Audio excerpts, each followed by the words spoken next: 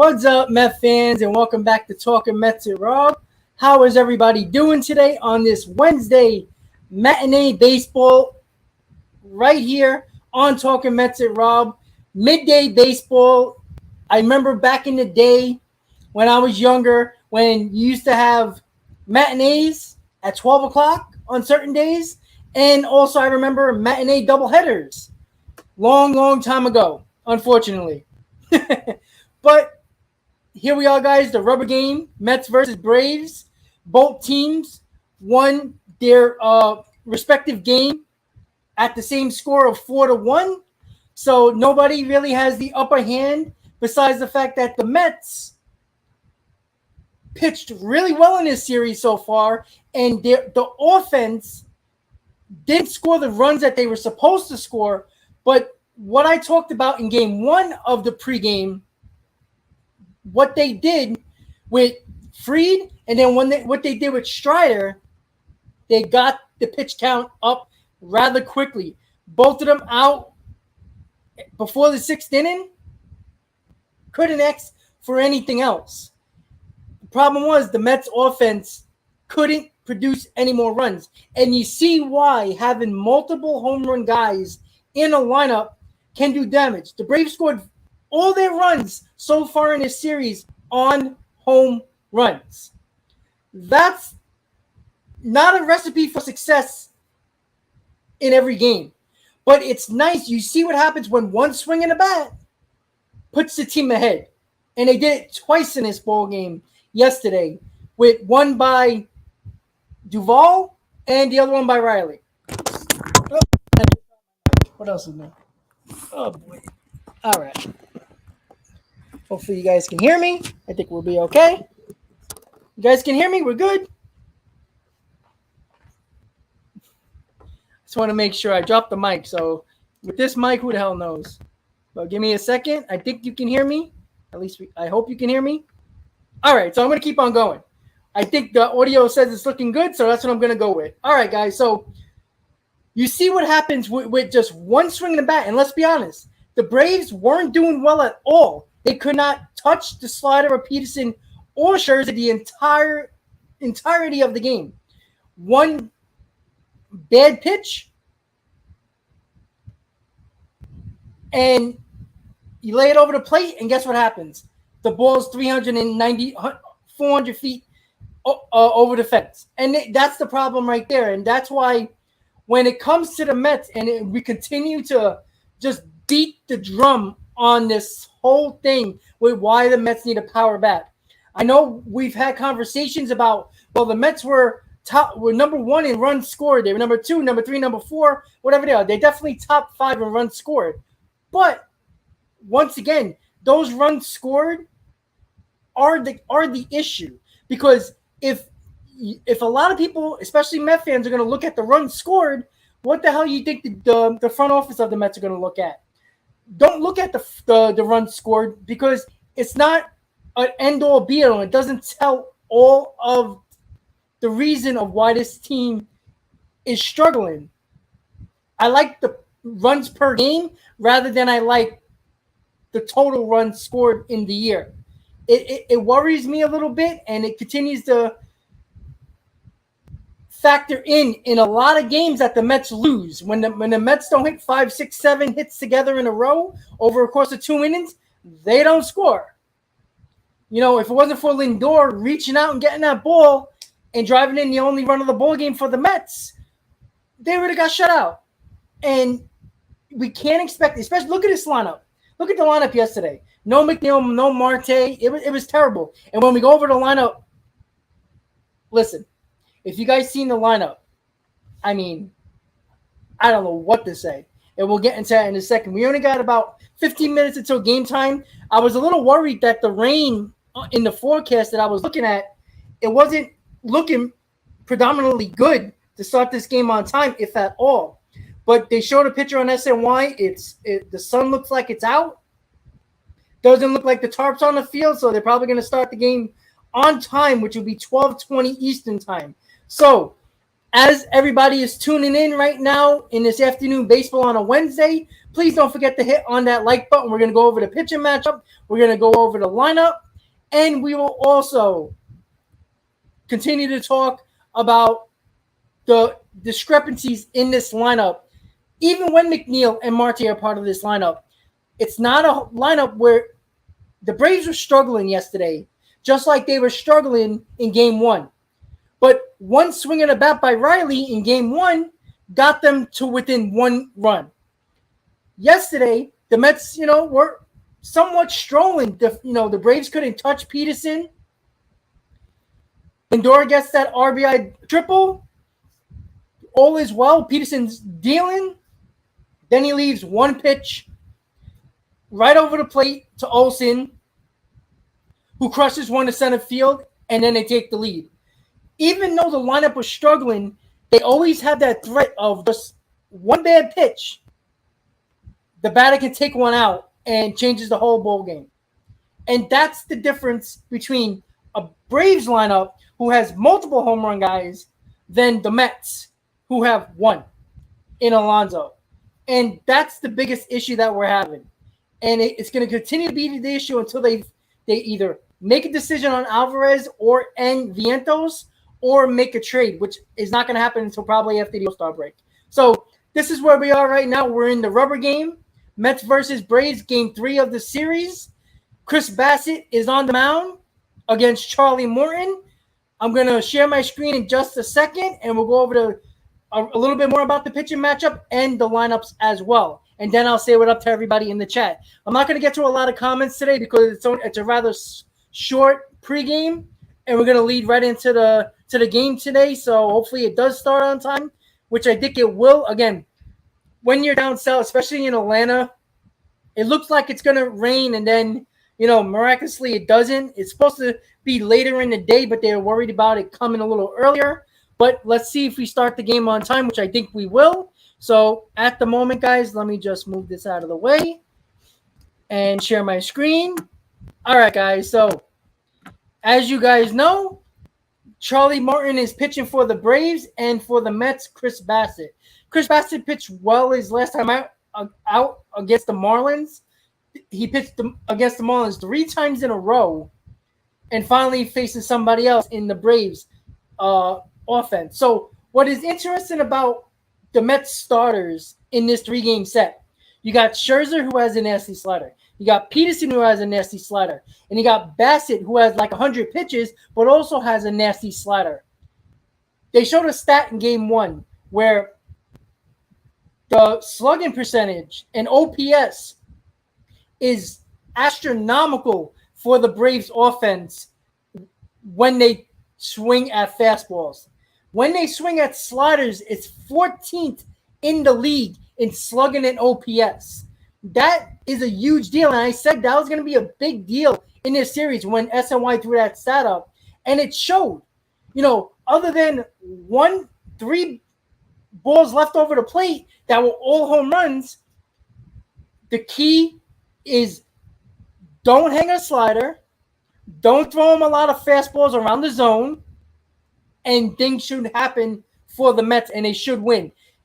You see it. When you hold them, when you do not let them get home runs, they're not winning. And they're actually facing good pitching for once, which they haven't when they face Pittsburgh, the Reds, the Nationals, and we can go on and on about all the bad teams they face in the month of June. They're actually facing good pitchers who know how to pitch, and when they see that they're struggling with sliders, guess what? They're having problems. Until Peterson was basically done after over 100 pitches to Olsen, he was looking to hang a pitch. He hung it, Olsen took advantage of it. The Braves hit mistakes. But if you keep this team in the ballpark, there's a pretty good chance that you're going to beat this team. And Scherzer limited it to 1 home run, which was more than enough for the Mets to win. Yesterday, unfortunately, they had men on and they hit 2 home runs. Just look, the Mets, for the most part, outplayed the Braves in this series so far. And the series tied at one apiece.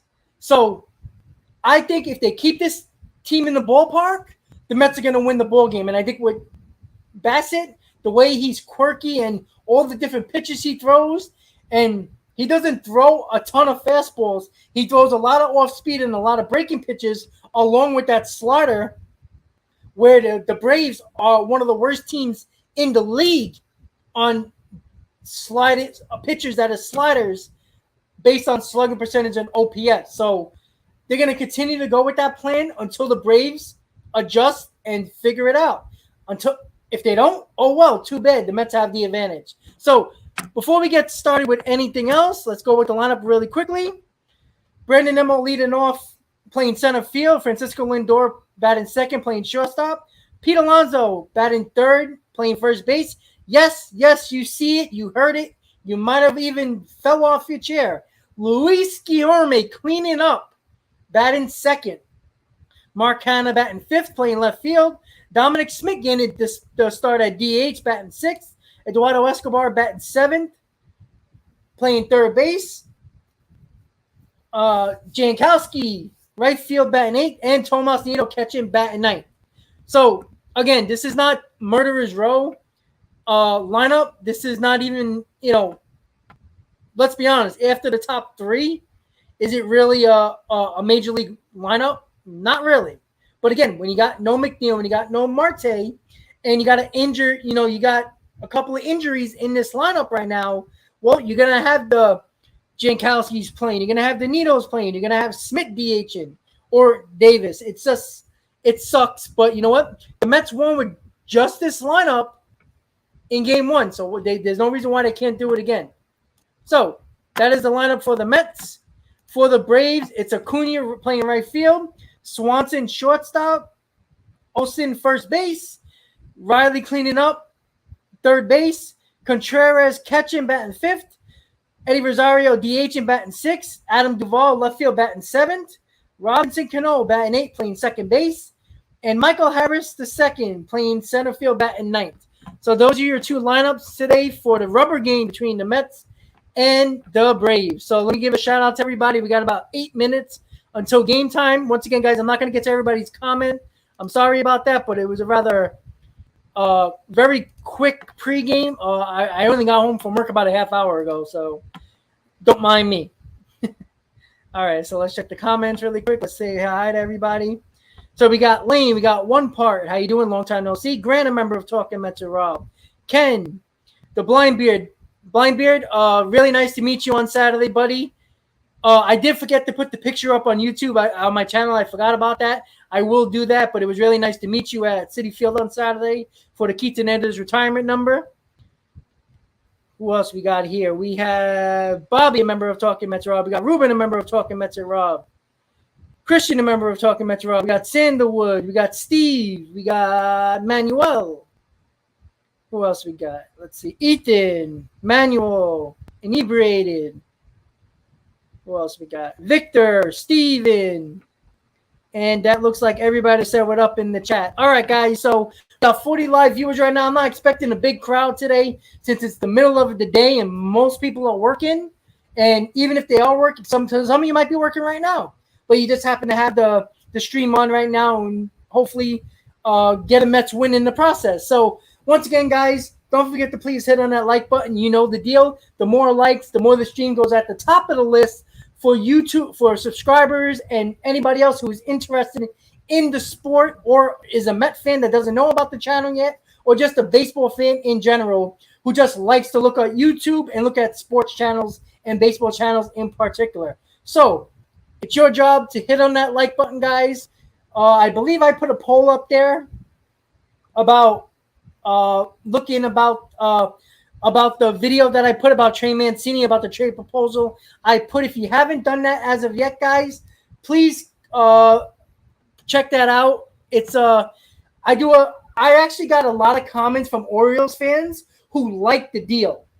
So I was trying, when I do a trade proposal, guys, I like to be very fair for both sides. I'm not trying to be a Mets bias to say, okay, here is Escobar and a bag of balls and give us Trey Mancini. No, I like to be fair for both teams and realistic, where I think a front offices from both sides would accept the deal. So I think it's a very interesting trade proposal. I think it's a very fair deal, and honestly, I think the Orioles would take that deal.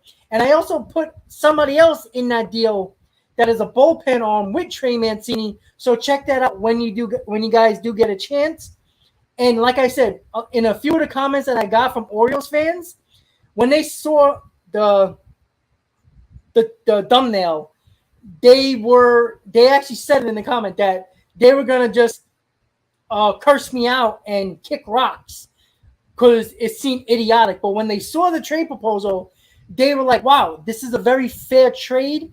We know we're giving up Trey Mancini, who's been, our a homegrown guy all these years, but it's very clear that they're probably going to trade him, even though they're 2 games out of the wild card. They're probably going to trade him. And I honestly think it's a very fair deal for both sides. And a lot of Oriole fans did agree. So hopefully you guys check that out. We're about 4 minutes away until Mets versus Braves pre-game live right now for about another minute or two. And then we're going to get to the rubber game between the Mets and the Braves. So hopefully everybody sticks around and enjoys their Wednesday afternoon right here on the channel, guys. Ken, I would. I tell you that right now, because at the end of the day, what the hell are the Mets waiting for? This is the problem that I have. The same reason why I have a problem with the Mets with Ronnie Mauricio. They know they can't play him in the infield because you got McNeil, you got Lindor. So I said, okay, fine. Put him at third base in the minors, and you can bring him up if Escobar's struggling, or if you're ready to bring him up, now you got a spot for him at third base. They don't move him to third base. They kept him at shortstop. He had a couple of practice fielding drills in the outfield, but he's been a shortstop in the minor leagues, right? They're keeping him at shortstop because they know that if a trade comes up where they're going to have to put him in there, the value is going to be extremely high for Mauricio. The same thing with Vientos. There's no reason why. Now you can give me reasons why Alvarez shouldn't come up, and I might agree with you, but there is no reason why Mark Vientos shouldn't be up on this team 2 weeks ago, especially with the struggles of Escobar. So think of this. Why would the Mets and Epler not bring up Mark Vientos when clearly this team could have used a third baseman who can actually probably hit for power, and you never know, might spark this team a little bit? Guess what? Why aren't they doing that? Maybe because they know that he's going to dominate AAA. He's going to hit for a high average, hit for power, value stays up because they're probably going to trade him. And it's just that simple. Because there's no reason why he shouldn't be up. No, I agree, Ken. But if you looked at the video, the proposal I did, I have Vientos in that proposal, along with other people. The reason why I would trade Vientos is the reason that I just gave. Why the hell is Vientos not up? Alvarez, different story. You can have 100 reasons why you don't want Alvarez to come up. But Vientos, he should have been up last year when he was hitting all over the yard in the minors. And this year, doing the same thing. He started off a little slow, but now he's coming on. There's no reason why he should be up. My thinking is they want his value to be as high as possible. And the worst case scenario, you bring him up, he struggles, got to send him back down. Well, guess what? Now his value is even lower. And now what you're going to try to get for him? That's why I don't think they're bringing these guys up until after the All-Star break. That's just my opinion. So, and I know people talked about CJ Cron. I like CJ Cron. I don't know what the Rockies are going to do. Honestly, they did spend money this year. They might not be sellers because they spent that money, but who the hell knows? I like CJ Cron. Honestly, I take Brandon Drury. He's going to be the cheapest out of all of them. And he can actually play third base as well. So, with that said, guys, the game's about to start. Mets versus Braves rubber game. So, hang on, tune in. I'm going to turn on the volume right now. Make sure you guys can hear it and let me know in the chat goes. So, here we go, guys. Mets versus Braves. Here we go. Game 3. Let's go, Mets. For the first time in his major league career, bats cleanup. Did it 3 times in the minor leagues. But these are desperate times for the Mets with McNeil and Marte out of the lineup. So York slides into that cleanup spot. And Lindor and Alonso, as they did the first game of the series, move up to 2 and 3. Well, there's Charles Morton right there, 38-year-old veteran. Career. And that's the other thing, Ethan. That's a good point. You have Beatty and Vientos. So I honestly think, why not use Vientos to get the bat that you really do need for Vientos, since you do have Beatty, who probably will be up next year. All right, guys, so here we go. Once again, guys, don't forget to hit on that like button. Mets versus Braves. Game 3 is going to start right now. Let's go, Mets. Let's take this game, take this series, and go to Chicago, 2.5 games up in the NL East. Let's go. Oh, yeah, and I got my Keith Hernandez koozie as well, which I will be giving away very soon. Whoever wins the next giveaway is going to get one of these along with the giveaway.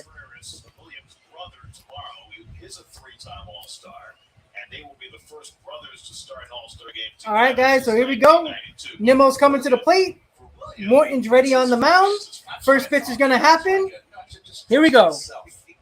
You really should, because after all, who has your back better than you? Brandon Nimmo leads off against Charlie Morton. Good news, the sun is out. We like that. Nimmo 1 for 6 in this series and just 1 for his last 18. Nimmo, Lindor, and Alonso as the Mets stack their best hitters at the top of the batting order against Morton, who they beat in New York back in early May. Mets in that game scored 2 in the first, 2 in the second. Morton had no command at all, but he has really kicked it in gear. That's 5 starts.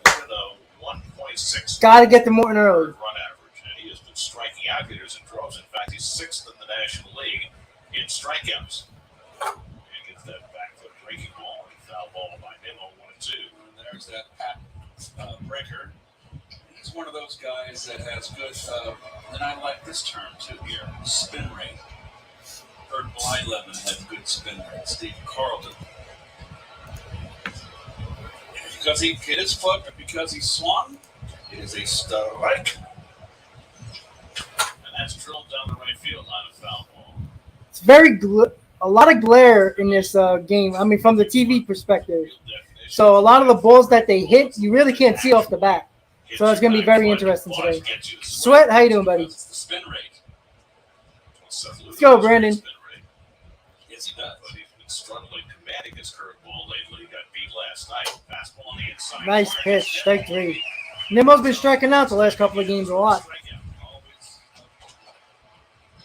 Always a good pitch, 2-strike fastball. And there's your resume on Charles Morton. Originally drafted by the Braves 20 years ago out of Joel Barlow High School in Reading, Connecticut.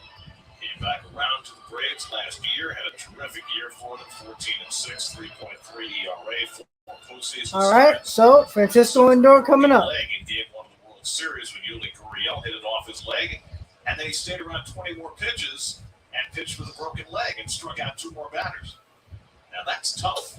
Curveball misses outside to Francisco Lindor. Lindor's always had trouble against Morton, just 2 for 26 in his career. Lindor drove in the only net run last night with a triple against Spencer Strider. And he grounds this one on the right side into the shift. And there's Cano to throw him out. 2 away. Well, he's throwing his curveball. All right, so the Mets did with Strider and Fried what I wanted them to do in the before the series, which is get their pitch count up. With Charlie Morton, this guy can go 110 pitches, no problem. So, pitch count is probably not going to be an issue here unless you get to him early. I mean, 7 pitches, first in, 2 outs already. So, they're already trying to get to him early. Pete Alonso coming up. Will be in the home run derby with a lot of big bats. Schwarber, Acuna, Pujols. Most likely Stanton. It's going to be a fun home run derby. There's a pretty good chance that I'll be doing a live stream during the home run derby. If you guys want me to do that, I'm pretty sure I can do that. Hopefully I don't have nothing planned, because then I'll be lying to you guys. But I don't think I do, but we'll see. But if I can, I will. Robert, how you doing? Season hitting 309. Hitting, fielding. Cutter misses away from Morton, and it's 1-1. Alonso's done well against Morton. 4 hits and 10 at-bats. Charlie Come on, Pete. His 15th career start against the Mets. He operated on pretty even terms. He's 3-4, 3.49 against New York. Both these teams have pitched very well in this series. Mets starters have gotten deeper into games, though, than the Braves have. Because the Mets have a lot of long at-bats. They got Max Fried out after 5 innings. They got Spencer Strider over 100 pitches. He was out after 4 2/3. But the Braves bullpen last It's night me, it's me. 3rd hitless innings to secure the win for the Braves and even up the series. 2-1 to Alonso, and he tries to lay No, off he the didn't go. cutter, and he stopped it Good in call, time. Blue. Good call. That's been the pitch that he's been kind of chasing lately, so I'm sure he's very cognizant of it. There you see checking his swing, and we'll see how they attack Pete because they've had success with that breaking ball. Now you got a guy that's a breaking ball pitcher out there with a great breaking ball. I got a feeling that Morton's going to try to get Pete to expand the strike zone. He's been susceptible to the cutters and sliders. Oh, yeah. That's a base hit for Pete. Nice hit. We need Pete Alonso to get hot here. Stayed back on that slider. Could have been a curveball. Looks like a changeup. Looks like a changeup that he hit.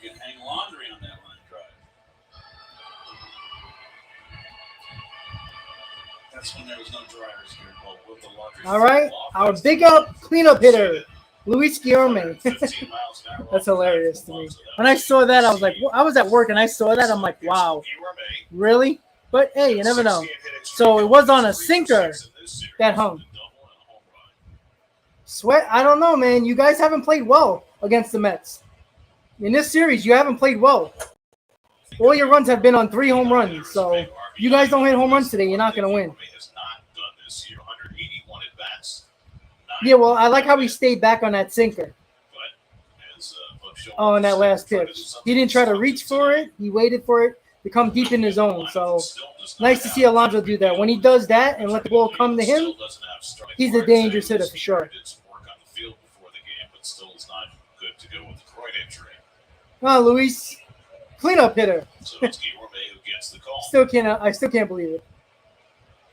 Luis leans back from a cutter, and it's 2-1. Charlie Morton now 38 years old. 2-time World Series winner. He has had quite the career, spanning some mediocrity. Hey, Connor, what's up? Some excellence in Tampa Bay and Houston. Ball 3. All right. Well, working the count a little bit here. Morton's got 16 pitches so far.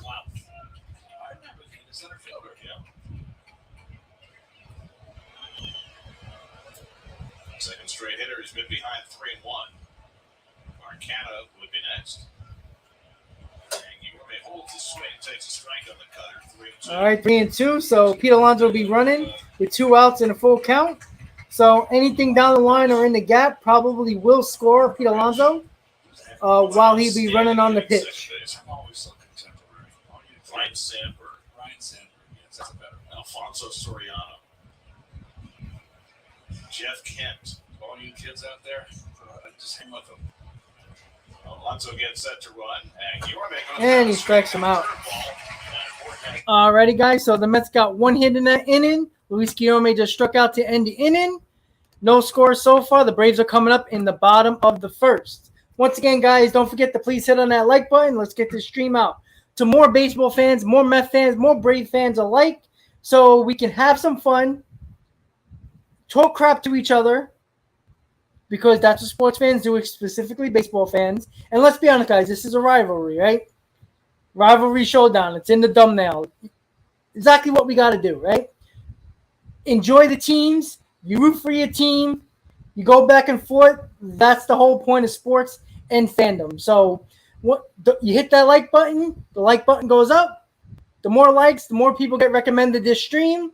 The more people for the first time actually seen it. And I want to give you guys credit because the game against the Marlins that I live streamed, we got over 3,000 new viewers who are not subscribers who found the channel for the first time. So and that's a big reason because the like button. As soon as you get over 100 likes, that's when things get really insane with the algorithm with YouTube. So the cool part about that is I can't do anything about it. It's in your hands.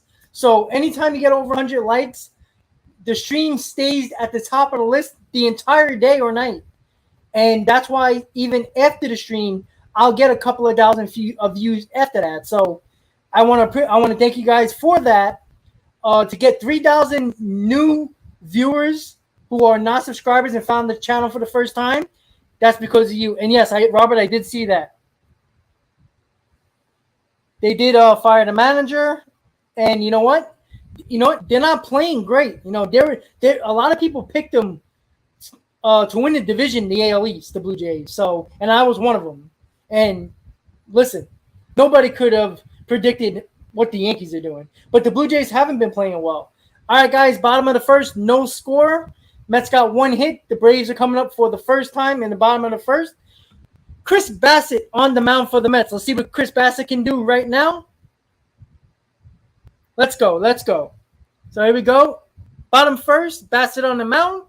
3.94 ERA, 6-6 record, and 16 starts. Here we go, guys. He's averaging around 6 innings.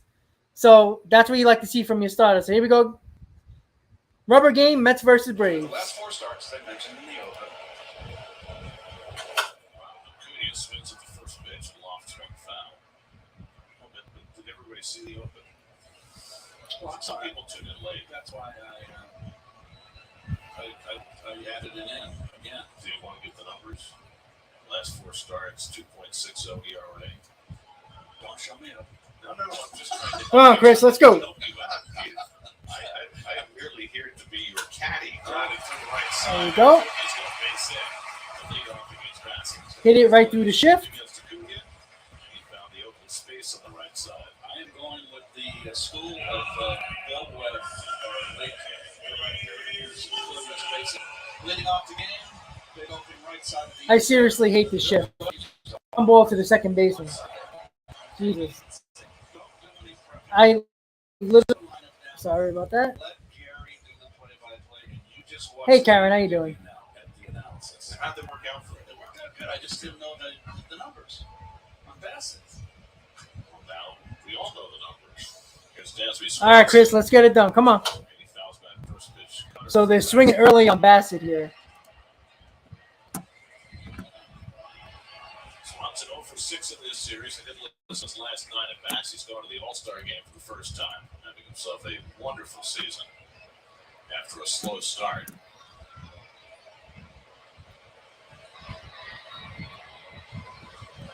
Acuna at first base, 17 steals on the year, but not getting much of a lead against Bassett. What we have here, issue with the dirt in front of home plate. Welke doing some stamping. Didn't know that groundskeeping was in his portfolio. Oh, well. But he can do it all.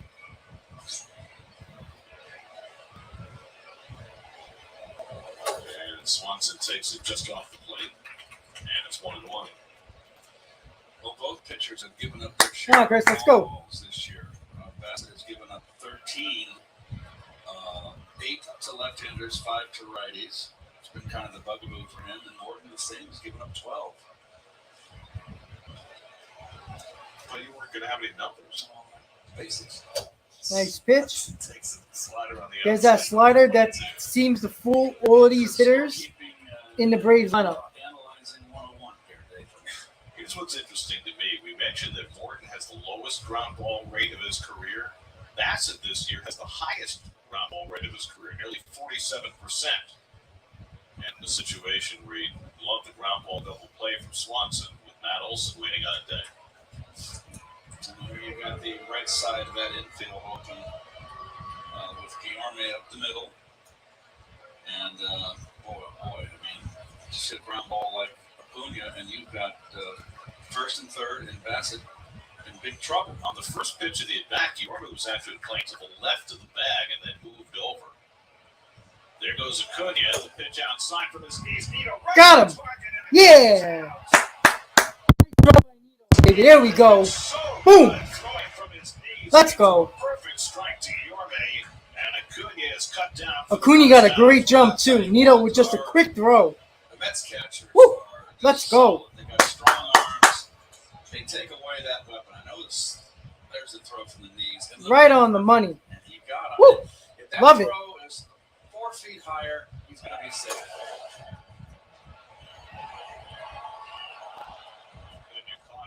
All right, so that helped us out a little bit. 2-2 count to Swanson. 6 pitches for Bassett with 1 out.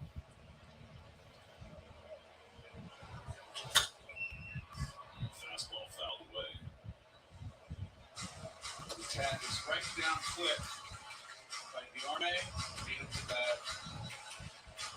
Great hands. Great tagger. No man, what's up, buddy?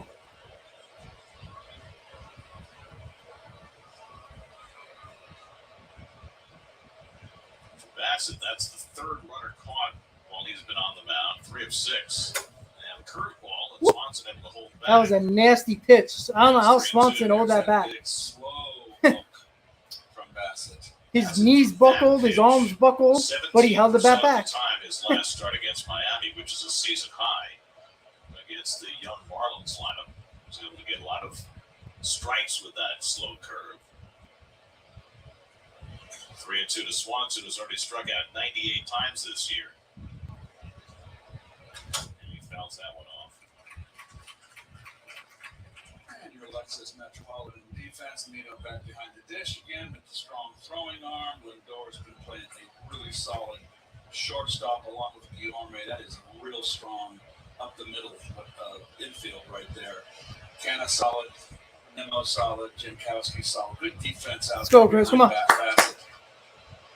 Olsen waiting on deck. 8th pitch of the at-bat coming to Swanson with 1 out. And Got him. Nice pitch. Top of the zone, the outside corner. Got him looking. 2 outs. Second out. I don't know what he's moaning about. He's definitely right.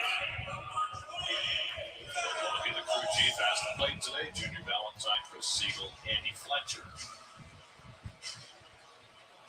That's moaning about Fletcher last night and a call that he made on Swanson right in front of the Olsen home run. Yeah, my friend in St. Louis who was watching the game, my good buddy Rick, texted me and said, boy, blew that call. But you know what? To David Peterson's credit, Olsen takes a strike. You wouldn't know. He said as soon as that pitch was over, it had no impact on anything that followed. He's right. That's the way it goes. Sometimes you don't get the best ball strike calls, but that doesn't mean you have to give up a home run to the next guy. And Olsen took advantage. A high fastball and hit it over the center field fence to turn the game around. Interesting that Mazika behind the plate called, he was shook off twice. His initial call was a fastball in, which I thought was the call, and Peterson wanted to throw a fastball away and just didn't get it up enough and didn't get it away enough. Olsen curveball hit down the right side. Olsen's had 8 at-bats in this series. He struck out 6 times, and he hit that big home run yesterday. And this is basically the microcosm of what the Braves offense is. They have the most home runs in the league. They strike out the most of any team in the league. And the bottom line is they're 3rd in runs scored. Changeup just misses. Not calling that low strike. Definitely is a high ball umpire for sure. 17th start. He had a lengthy break between starts, 13 days before his last one because of the COVID issue. And his second start back from that. 2-2 coming, and Olsen lofts one down right field line, and it's around the corner. That ball is Foul ball. Got out in front of that. About 25 feet. But you can't throw mistakes to these hitters.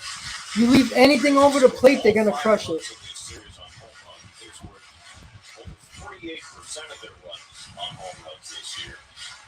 That's reflected there. They are only 9th in on-base percentage, but 1st in slugging percentage in the National League. So they don't draw a lot of walks. They strike out a lot, and they hit the ball out of the ballpark. They've got 4 guys in the lineup that struck out. Well, actually today, only 3 struck out 9 times. I don't want Blackman. I like Trey Mancini better only because he's younger, and I think he could provide more power than Blackman. I know the splits with Blackman are better than years past, but I'd rather have the short thing in Mancini. Frankie, member of Talking Mets Rob, how you doing?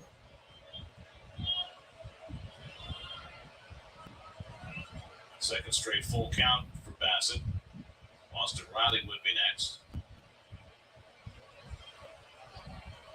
He's doing a lot of shaking, but that is something that the Mets have become accustomed to. It's a lot of shakes of the head.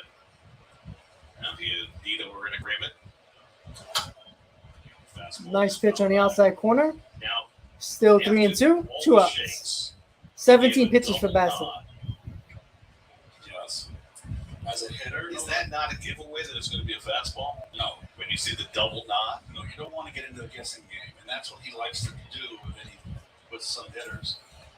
And I will, after this pitch, if you go this inning doesn't end, and it doesn't. Well, Bassett is curveball is hanging over the plate right now. I'd let him start his windup, begin his stretch, and I'd step out. Okay, you got your pitch.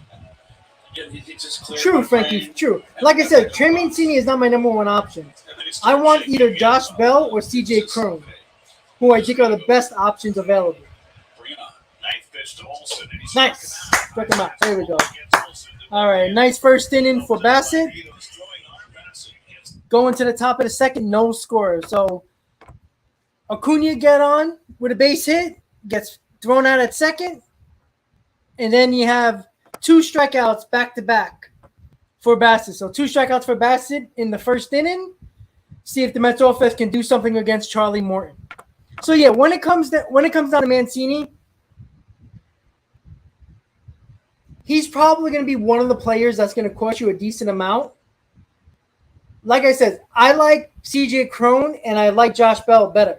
Josh Bell, out of all the guys that are available for our DH spot, he might cost the most. Not only is because he's younger, he's having one of the best years, he's a National. And you know for a fact the front office of the Nationals is not going to make it easy for the Mets to pry him from them. So, again, I was even thinking, you know what the Mets should have done or will do, maybe, you can give maybe a real lower-level prospect for Brandon Drury of the Reds, who's having a really good year. That could be an option right after the All-Star break if they make that trade. And if Drury doesn't work out, well, now you got other options that you can go to. Tim DeGrom is making his first rehab start in Syracuse, which is his third rehab start in Syracuse tomorrow. His third rehab assignment. And then he's going to have one more, I believe, right on the All-Star break. And he might be back with the Mets after that. So let's hope so. Frankie, listen, everybody knows if you followed my channel for a while, I was a big proponent of J.D. Davis getting the everyday DH spot.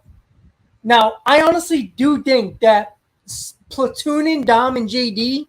on and off, no matter if they have a good day or not, they never have enough consistency in the lineups for both guys. That's why I just think you might as well just trade those 2 guys for something that can help you now, because these guys are not platoon players. These guys need to start. At least J.D. Davis needs to DH every day, and Dom's got to play first base every day, where I think they can thrive a little bit better. All right, guys, so top of the second, no score. Cannon's leading off. 372. Tim, I'll get to your question after the inning.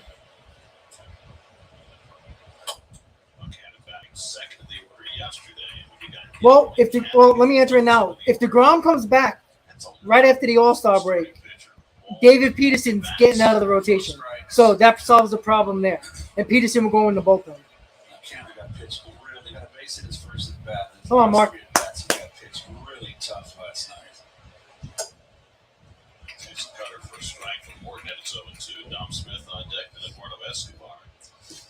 Well, it's not even the All-Star break. And the problem with J.D. Davis and Dom not getting into a rhythm is that you're in a division race right now. You can't be playing games with these guys like it's April and seeing who's got it. But fourth place in the AL East. But the problem with continuing to platoon those guys is that when J.D. Davis hit a grand slam, the next game Dominic Smith was playing. So how does that really get anybody going? If the season ended today, they would be the third wild card. I agree, sir. Who? Peterson? No, they're not going to do that.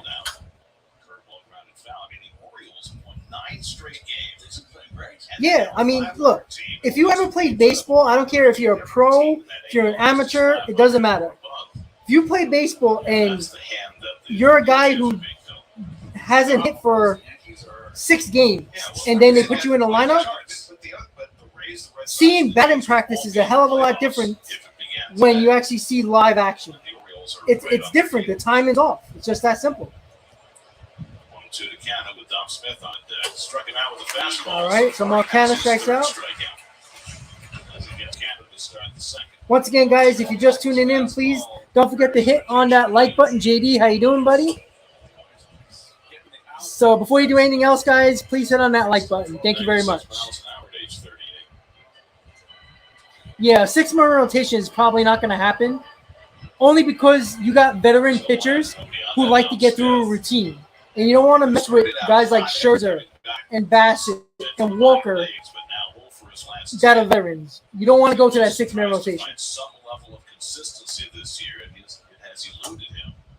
And he takes outside ball 1. Exactly, Vincent. Volcano, what's up? How you doing? Last night's game, but still. Come on, Dom, let's go. Jesus. Can you show some life with some power? Oh, get up, get up. Damn it.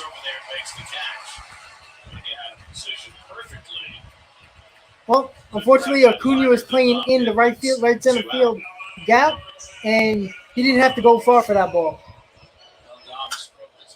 If he was playing a little bit more towards the line, that was a double. Teams these days playing their corner outfielders toward the gaps and away from the lines. I always felt the ball down the line is going to be a double.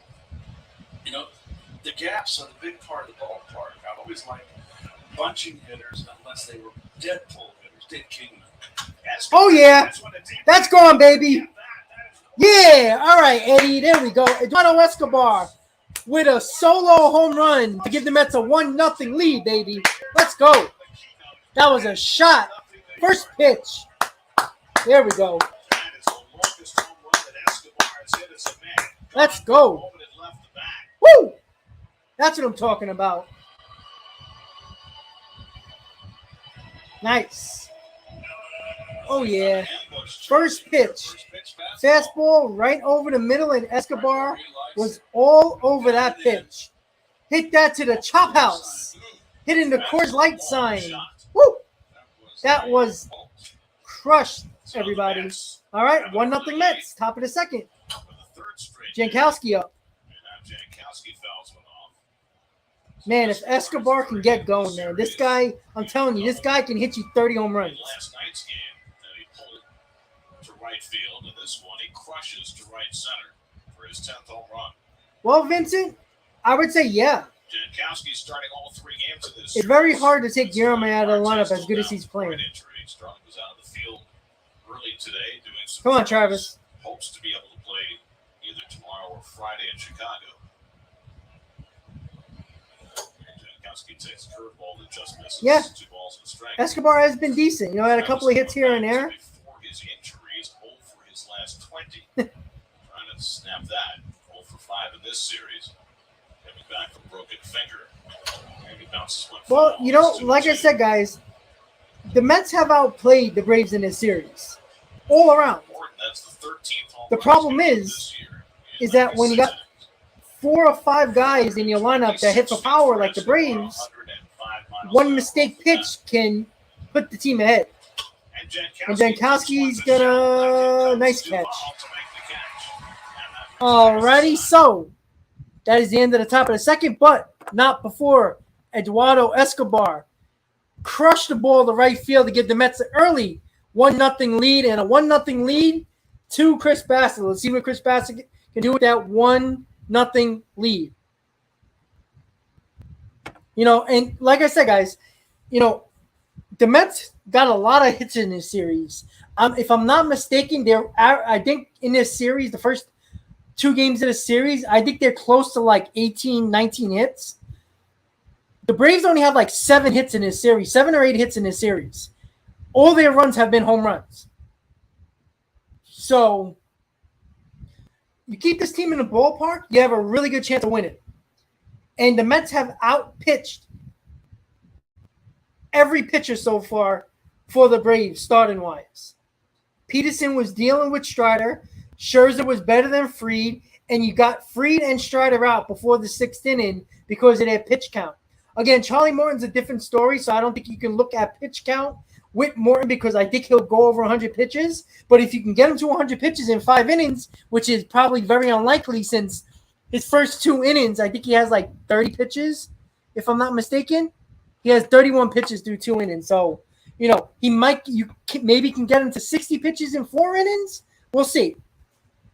But at the moment, Escobar with the shot to right field, giving the Mets a 1-0 lead. Once again, guys, thank you guys for tuning in to Talking Mets and Rob rubber game between the Mets and the Braves. Thank you guys for tuning in on this matinee Wednesday afternoon baseball. I love day games.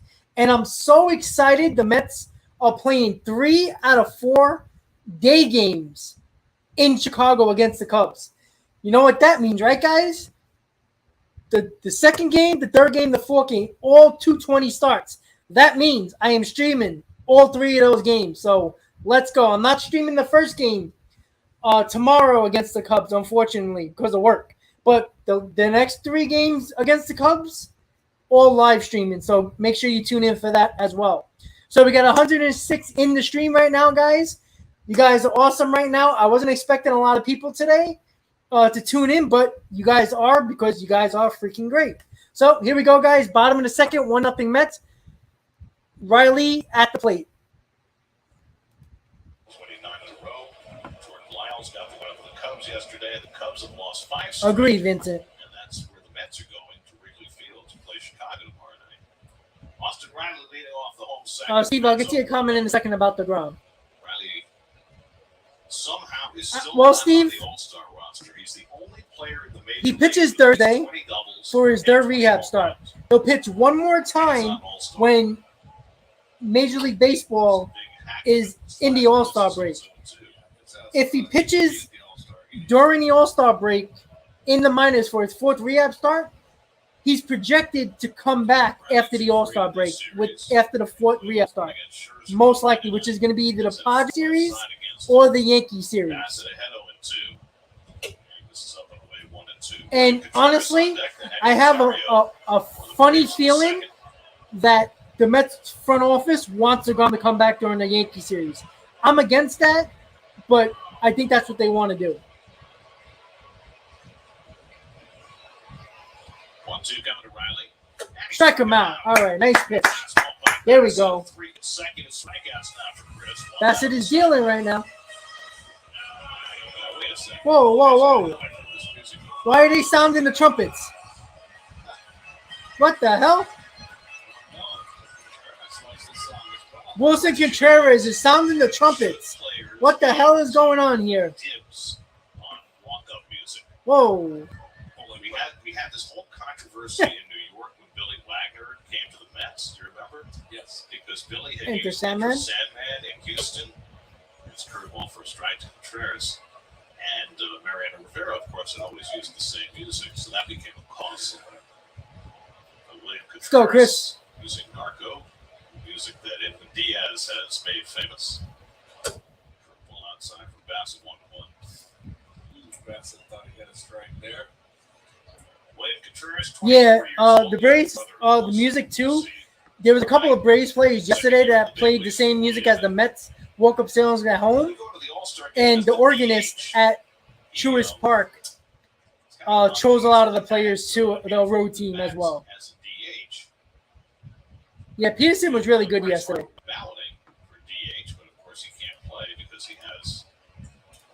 wrist.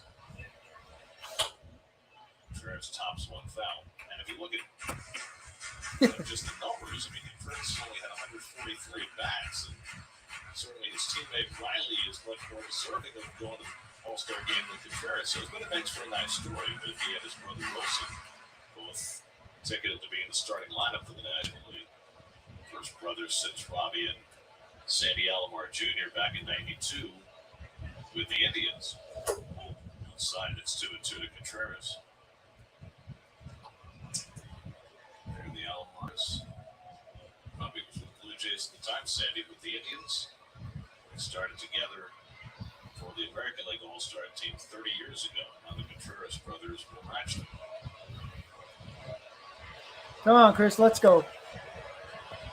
Very interesting batting stance. Keith with his feet back to the box together. Just missed. Stands hands held real high, but he brings them down once the pitcher starts his motion.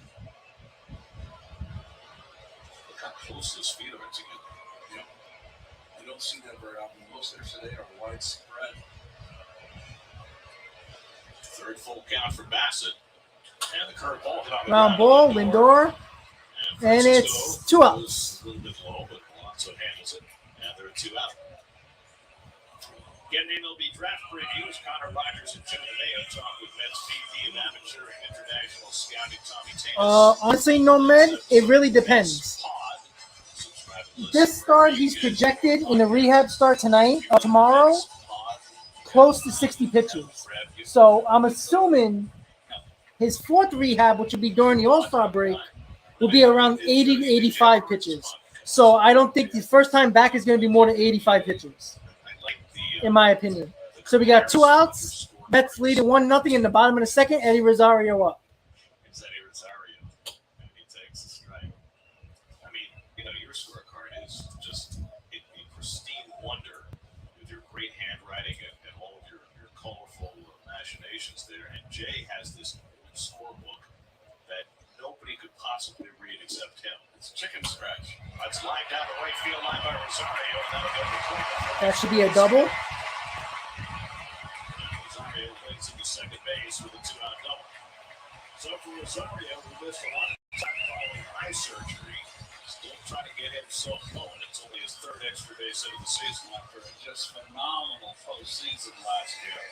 I mean, he was red hot. The MVP of the National League Championship Series last year, but eye problems this year have set him back. So there's the second hit against Bassett. Tying run in scoring position with 2 out for Adam Duvall, who put last night's game away with a 2-run homer against Seth Lugo in the 7th inning. Duvall, who last year had 38 home runs and led the National League with 113 runs batted in. 11 and 34, approaching the All-Star break this year.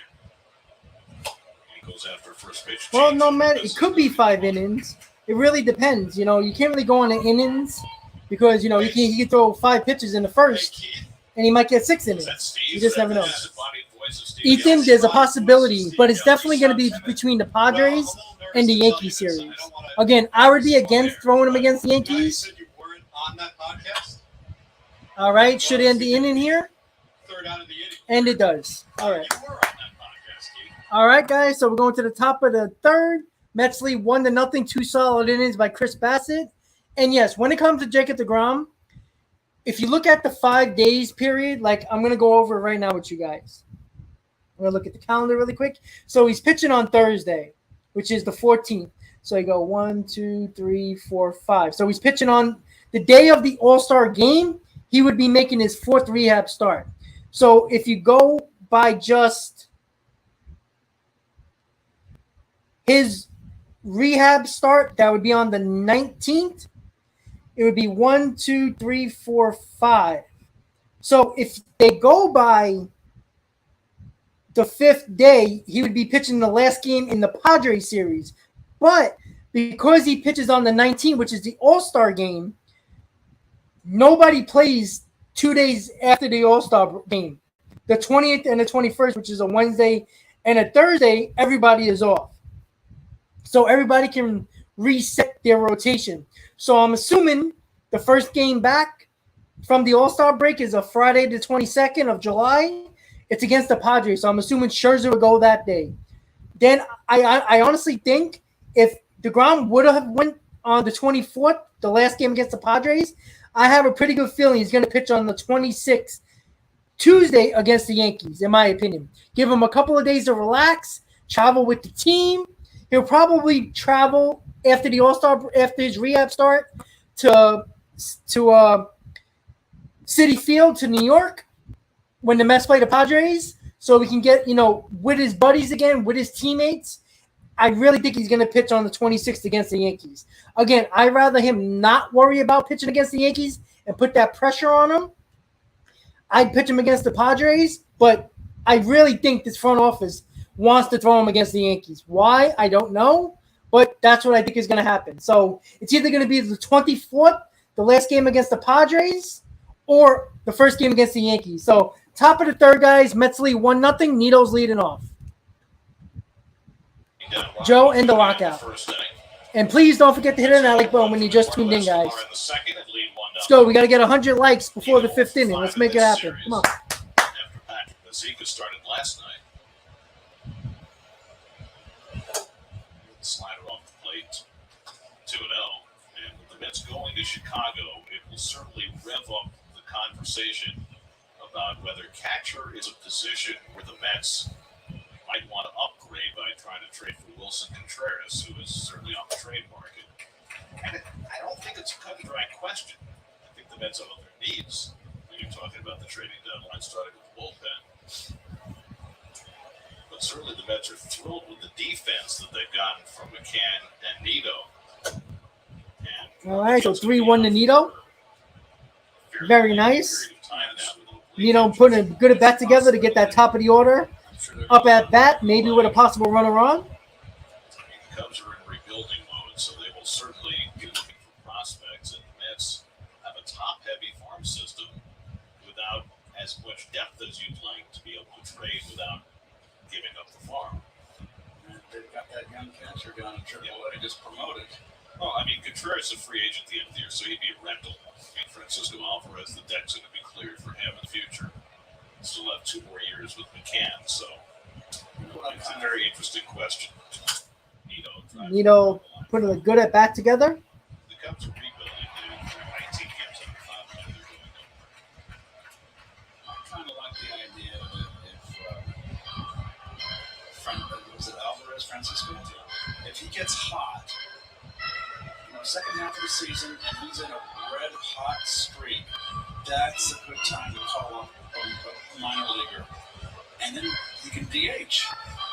And if he's red-hot, he just might catch fire and bring that... Oh, Swishy, that's awesome, man. Hopefully you enjoy that Mets-Cubs series.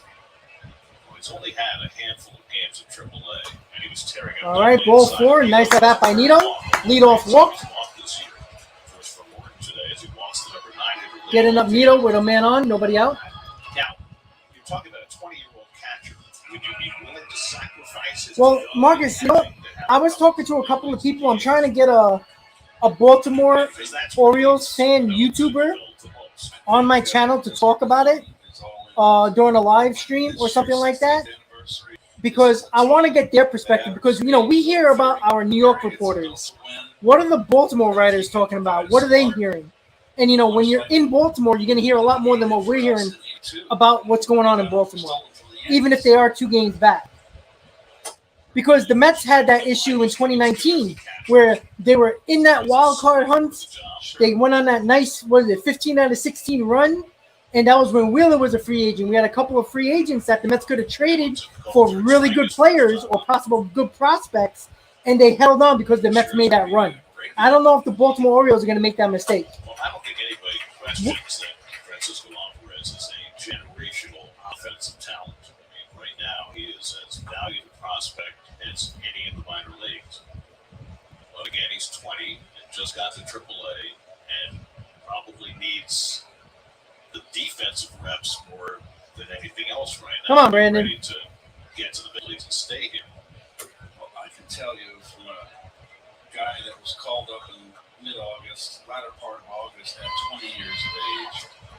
I wasn't emotionally ready for Look, the good position that the Mets are in is that there's about 6 players that can be options as a possible trade option at DH. So they got many options to go for. It's a big hurdle. Curveball outside to Nemo 2-2.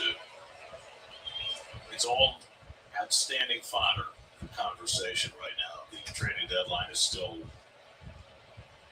19 days away, 20 days. So a lot of time trying to figure that stuff out. And now this game is of utmost importance just to leave town on a positive note if the Mets can do that. That's up the middle. And Nimmo hits a base hit up the middle. Is Nito going to go to third? No, he's not. He's going to stop at second. So base hit by Nimmo, first and second. Nobody out for Francisco Lindor. Let's go. Come on. You have to wait when a guy hits the ball up the middle because you don't know what his defense is playing. Was able to get it past the mound and up the middle. A little sidearm breaking ball. So Charlie throws it down. Tries to get it on the outside corner. It just didn't break that much. Kind of just a lazy breaking ball. 102 miles. All right, Frankie. Got a ball in the gap for us? Let's go. Francisco grinded out to second base his first time up, and again they put 3 on the right side against him in a double play situation. And Francisco Gary, make no sense. The Mets won the pennant in 2015. So you're kind of wrong. We had 3 hits in the opening game of the series. An RBI triple last night. 61 RBIs for the year. Curveball outside. It's 2-0. Come on, Frankie. Who has been really on top of his game lately. 1.60 ERA over the last 5 starts. Not quite at that level of proficiency so far today, and the Mets trying to jump him here in the third. With their big hitters up, Lindor at the plate, Alonso on deck. Okay, Lindor takes a big cut. Lindor was waiting for that fastball but missed it. And it's 2-1.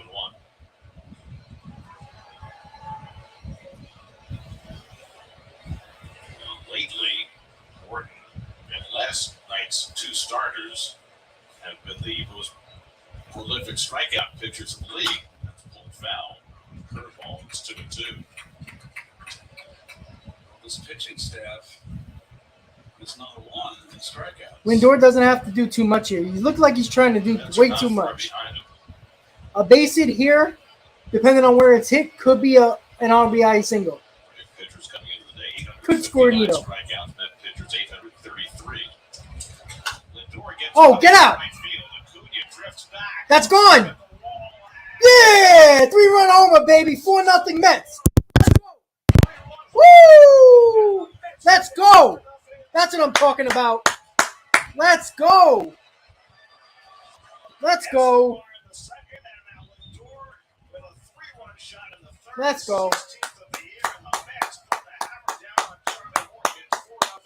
Gary, the pass means absolutely nothing. It really doesn't. That was a shot by Lindor as well. A moonshot over the right field wall. 4-0 Mets. That's what I'm talking about. Let's go. Really tightened up that, shortened up that swing. That was a beautiful swing. 4-0 Mets. Let's go.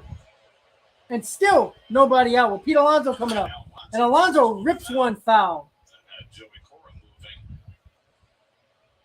That was a shot. And so does Lindor. Beautiful. All right, so Mets got a 4-0 lead. Series that has featured the Braves. I'm glad I took the over today. Deliver long balls. All right, so I need Alonso to get a hit to get my parlay. Nimmo got a hit. Lindor got a hit.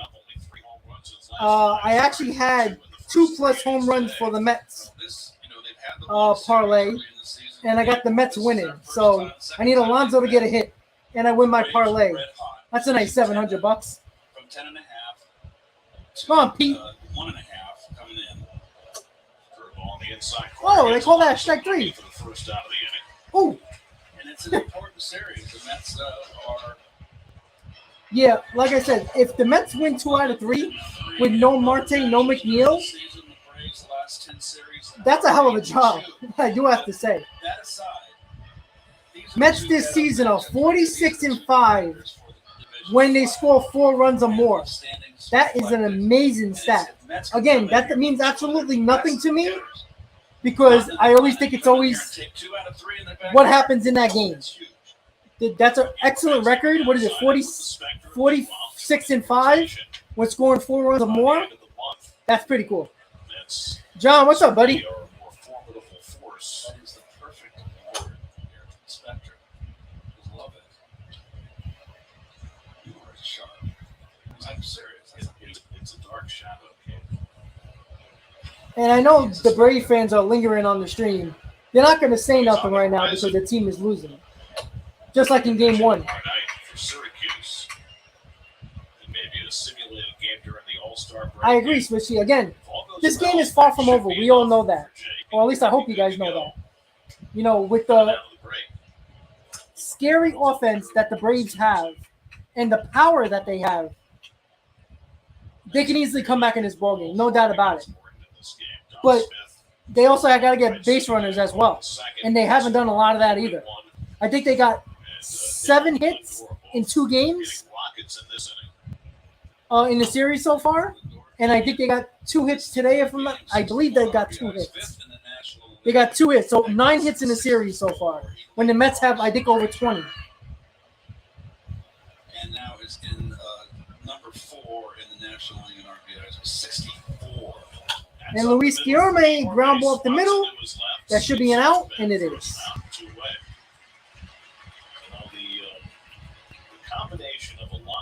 Well, no, man. We still got 4 games against the Cubs before the All-Star break. Between them now, 136 runs batted in before the All-Star break. Frankie, you know what's funny? I was talking to a couple people on Twitter.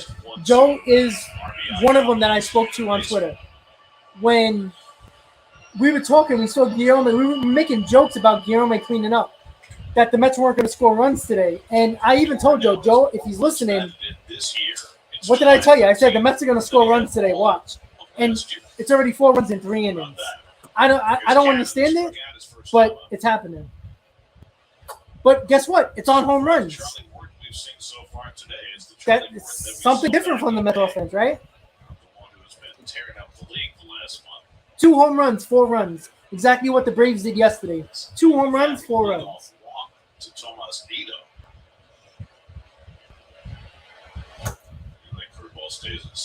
You know, Game 1, Francisco Lindor batted second. He went, 3 for 5?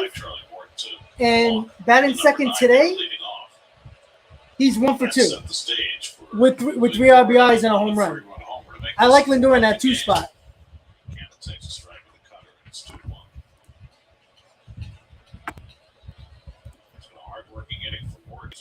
60 pitches in 3 innings. Once again, the Mets are getting the pitch count up on every starting pitcher in this series so far. No, man, they play 4 games against the Cubs. Look, I'm being greedy. The Cubs suck. I want 3 out of 4. I know it's on the road, but you're going to have Scherzer pitching in that series. You're going to have Walker pitching in that series. You're going to have Carrasco pitching in that series. We should win 3 out of 4. Better supporting cast, and he has been exactly the player the Mets thought they would. Danny, you're not the only one. There was a few people that like Lindor in that 2-hole. And Tanner strikes out to end the inning, but not before Francisco Lindor with a 3-run bomb to right field, giving the Mets an early 4-0 lead going to the bottom of the 3rd. Mets lead 4-0. That's what I'm talking about. Yeah, Frankie, listen. Look, of course I want them to sweep the Cubs, but I also got to be realistic at the fact that it's Wrigley Field. If it's a warm day, there's jet streams all over that ballpark. Could be high-scoring games. Anybody can win those games. Just like when you go to Colorado. Colorado can be the worst team in the league, but they can score 10 runs on you like that in Colorado. So the way I see it, take 3 out of 4, especially if you win this game today against the Braves. You're going to Chicago, up 2.5 games. You gain a game on the Braves that before the series started, you were a game and a half up. You take the series, you're leaving with an extra game in hand going to Chicago. Take care of business. The Cubs should not take more than 1 game in that series. You got your ace pitching, you got Walker pitching, you got Carrasco pitching. You got to get it done. Just that simple. McNeil should be back in the Cubs series probably tomorrow, if not the day after. Marte, I don't know. This is what, the 4th game he missed already? He'll be back for the Cubs series if he keeps on progressing well. I think both of them will be back. I think McNeil will be back tomorrow. Marte is kind of iffy.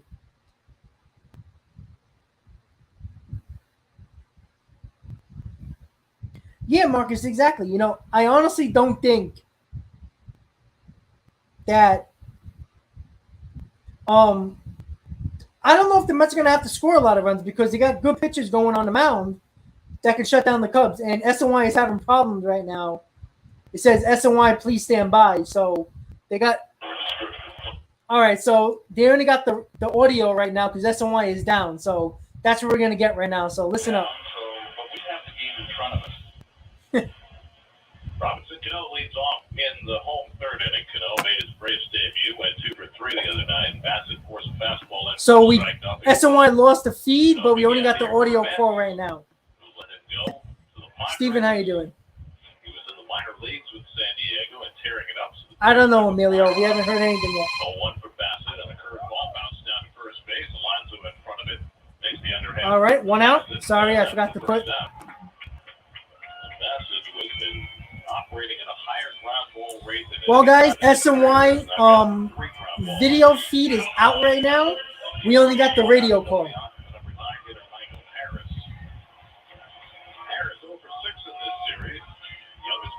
There you go, Danny. Get it done. That means that the audience can see pictures as well. Apparently not. So Harris steps in from the left side, hitting at 288. And Bassett fires a fastball inside for ball 1. You're still allowed to talk here. Well,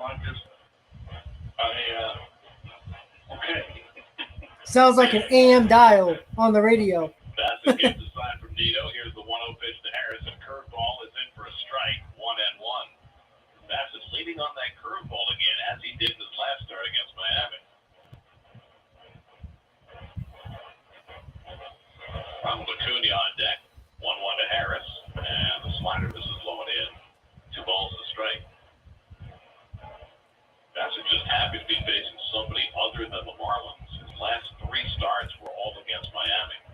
Pitched well in all 3, but weren't facing the same team over and over. 2 years ago, DeGrom had 4 straight starts against Miami because of the weirdness of the 2020 schedule. 2-1 coming to Harris, and he fouls back a high fastball, and it's 2-2. Steven, I don't think we're going to see anything until after the All-Star break.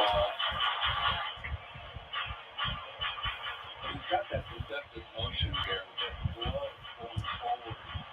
It's hard to pick up. 1 out and nobody on. 4-0 New York. We're playing in the bottom of the 3rd. Bassett feet together on the rubber. Now the 2-2 to Harris. And he struck him out. All right, nice pitch. Cover it looked like, and 2 outs. that's the 4th strikeout. Once again, guys, the SNY TV feed is out right now. They are on 100% audio mode right now on SNY. So if you're watching SNY, you got a blue screen that says, please stand by. So 2 out and nobody on. That's 4 strikeouts for Bassett. First time through the back. No problem, Steven, anytime. And I'm Ronald Acuna will bat with 2 out and nobody on. Exactly, John. Get it together. Oh, Acuna there we go. faces It's back. off Woohoo! that was caught stealing by Tomas Nito. Technology. Look at that. See? Picture's back. Even millions and millions of dollars of a network Stop talking, man. have problems during a live viewing. So it's not always my fault, guys. With like the outer limits, don't adjust your TV if you take control. Come on. 2 outs in the third, 40 pitches for Chris Bassett. Squared away. Very nice pitch count for Bassett so far. Got a 4-0 lead, so we should be able to challenge a lot of these hitters with nobody on base. 3 for 8 in this series. Having here with 2 out and nobody on. Bassett looking for a shutdown inning after Lindor's home run expanded the lead to 4-0. Bassett being very deliberate, which is how he. Once again, guys, if you're just tuning in and you forgot to hit on that like button, please do. Let's get this stream out to more people. It's only the bottom of the third. We got a long game to go. Let's get more people in the stream. I like to get 100 likes before the fifth inning ends. Got 67 so far. Let's go, guys. Come on. Pitch clock. Oh, no, I did not. Yeah, Frankie, I like what Cohen said about the outer limits. That was a great show, by the way. There are other ways of speeding up the game. In fact, this is one of the quicker of the starting pitchers. Yes. But Bassett is not, and a guy who a pitch clock would probably affect more than others. You notice the Acuna stepped out. Ethan, yeah, we can do a package, but you're going to have to give up a lot. Mauricio, Vientos, probably. Off the outside corner with the And slide. another probably maybe a J.D. Davis or Dom Smith. So, but again, I don't see any reason why we got to get Contreras, honestly. Curveball sits high, and it's 3-1. Quick pitch a little bit there. So, Yeah, these are okay, actually get ready. the 7-line jersey. This is the 7-line jersey from this year. This is from 2016. Told me one time. That's my Lindor blue jersey Acuna went around 3-2. and my Scherzer black jersey. So I got all my jerseys ready to go, and of course the 1987 road jersey, which is my favorite jersey, and the hat that matches. Master of messing with your mind. And I'm gonna get the sneakers that match very soon. They come out tomorrow. Waste more money on sneakers. And oh, where was that pitch? That was strike 3. Jesus Christ, that's annoying. That's his first walk of the day. Carlos Carrasco against Keegan Thompson has been by far the Cubs' best starter this year. No, Amelia, I agree. But your catcher defensively is not an option. It is not a problem. Defensively, we're not a problem. If we get a big power bat at the DH spot, then we don't really got to worry about the catcher's offense as much as we are right now. It's a glaring need because we have no DH. That is good. Which direction is the wind blowing?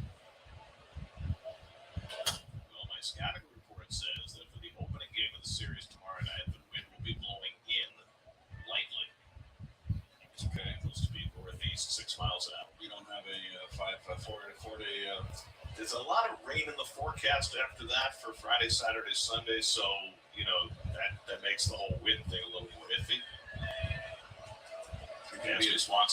47 pitches for Bassett. Unfortunately, he threw a nasty slider to Acuna that should have been a strike 3 to end the inning, but now he's got to throw a couple more pitches. There goes Acuna, the pitch outside. Nito again from his knees. This time Acuna. And Acuna steals the base. He did not get a great jump, but he still stole the base. His 18th of the year. He did not get a great jump here, but he picked the perfect pitch to steal off, which he can't tell. Off-speed pitch.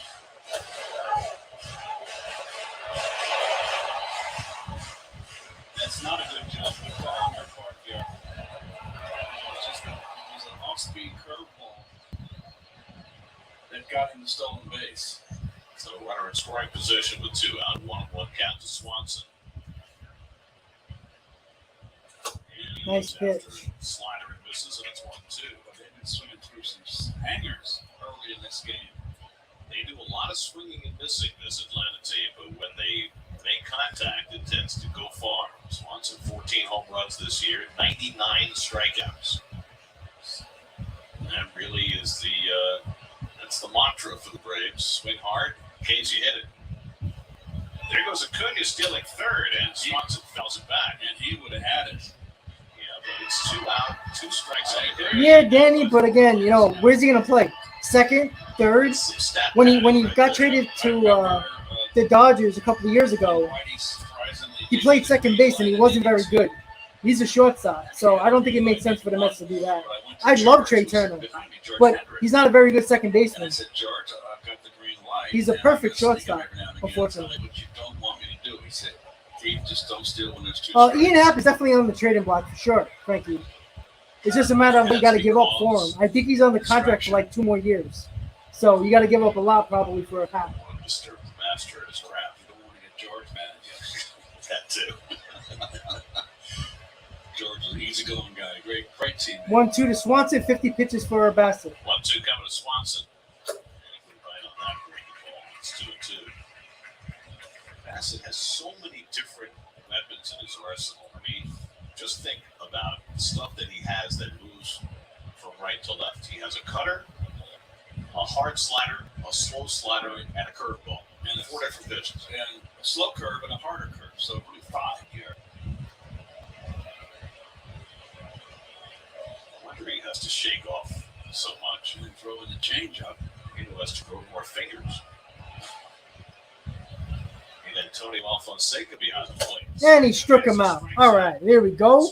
So, a little bit of trouble Chris Bassett got into with the Acuna stolen base, but got out of it. Through 3 innings, the Mets lead 4-0. Once again, guys, if you're just tuning in to Talking Mets at Rob, Mets versus Braves rubber game of a 3-game set in Atlanta. Mets are leading 4-0. Don't forget to please hit on that like button. We got 163 in the stream right now, more than I expected today in this afternoon matinee game. Please hit on that like button. Let's get this stream out to more fans, more Mets fans, more Braves fans. Bring them all in, guys. It's all up to you.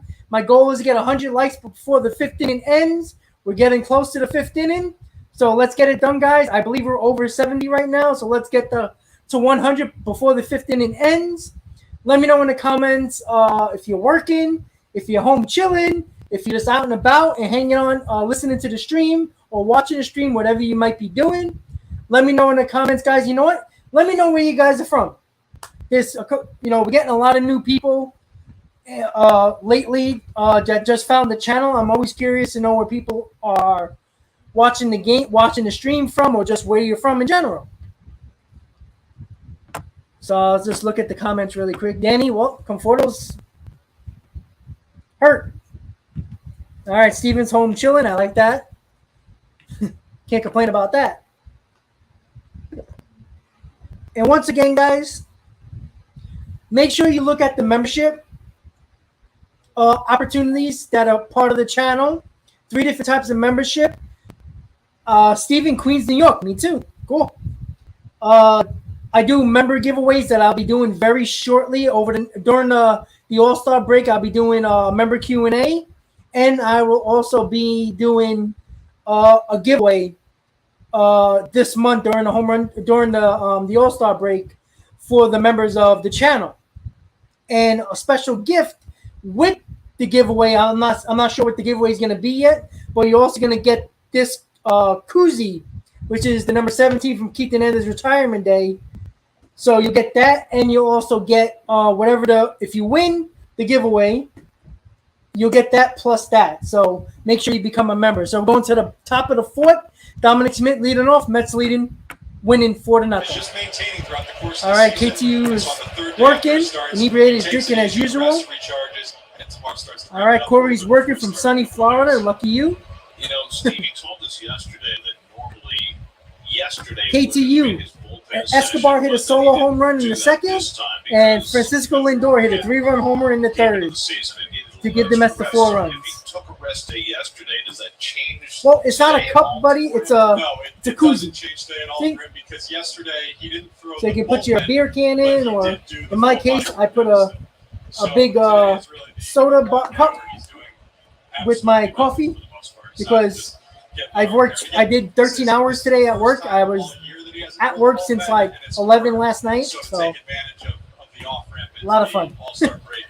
Steven, salud, buddy. Takes a strike and it's 3-2. All right, so I'm called 2 bad strikes on Dom to make it a full count. I'm wondering also, and perhaps you'll have it in your report tomorrow, Steve, because he's pitching in a day game on Friday, whether that's going to change his ramp up to his start. And And Dominic Smith strikes out.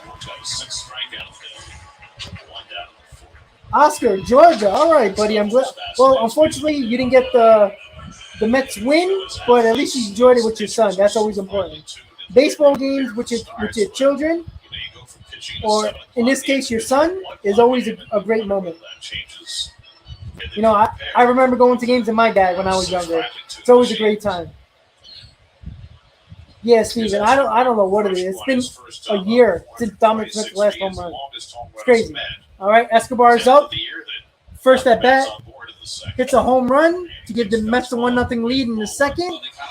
Let's see if he can do some more damage in the fourth.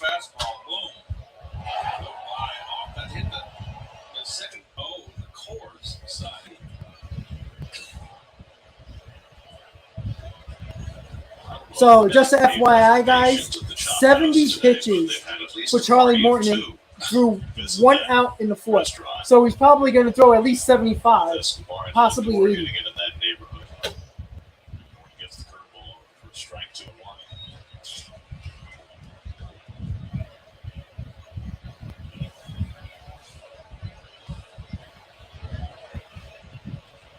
Full shift with Riley playing out in shallow right field.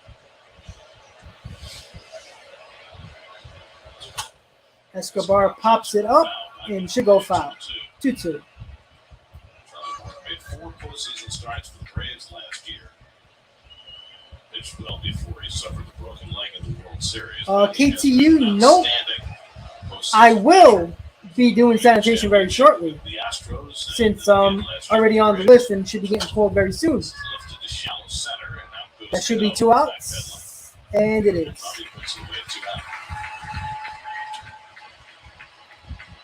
So Morton looking for his first 1-2-3 inning of the day. He's retired the first 2. Now Travis Jankowski, 5 out to left, his first time up.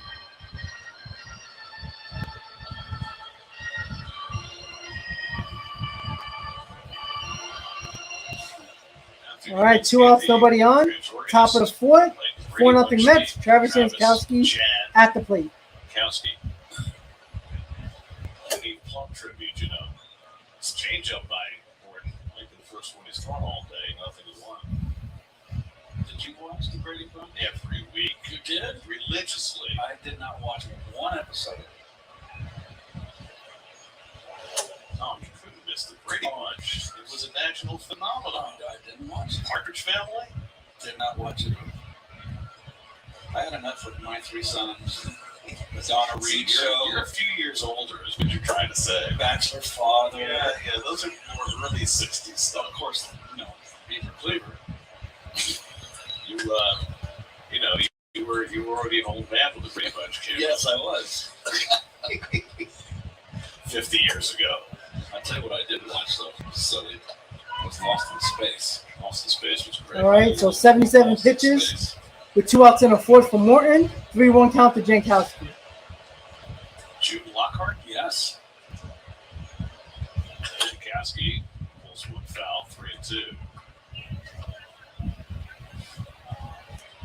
Thank you, KTU. Not there yet. I'm getting there.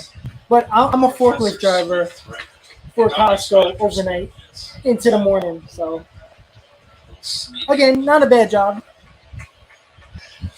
The show is so low tech. Yes. And Jankowski gets a walk. So at the very least, the Mets don't score here. It's increasing the pitch count. 79 pitches for Charlie Morton, with Tomas Nido coming up in the fourth. Again, Morton might not go past 5 innings here. Maybe 6. It's like a live action show underwater, but I mean, it was so cheesy. Once again, guys, don't forget to please hit on that like button. But we loved it as kids. Danny, if I had a Jankowski jersey, I'd probably do it. Puppets that were not puppets, but they were figurines. And Nito gets past Olsen for a base hit. Jankowski goes to third. All right, so we got first and third with 2 outs. First pitch hidden by Nito gets past the Gold Glover, Olsen, and gets Jankowski over to third. So first and third, 2 outs. Olsen just missed it. Really did Yep. have a chance to get in front of him. He Just dodged missed the it. ball. That's Wait to see how they score that. It's got to be a base hit. And they're going to score the base hit. You think that's a hit? All right, so Brandon Nimmo. Didn't So get his glove. He didn't get Jankowski and Nito does the job. You always want to get that top of the order back up. See if Nimmo can get a base hit here to give us another run. Bringing in Jankowski. to the hitter. Be careful with the ball in the dirt. Jankowski could take off.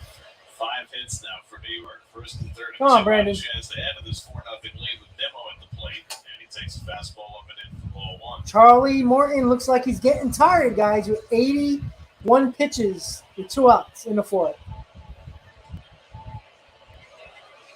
Morton retired the first 2 in this inning. Looked like he might have a chance for his first 1, 2, 3, but a walk to Jankowski. And then Nito with the single under Olson's glove. And now Nimmo fouls off the curveball and it's 1-1.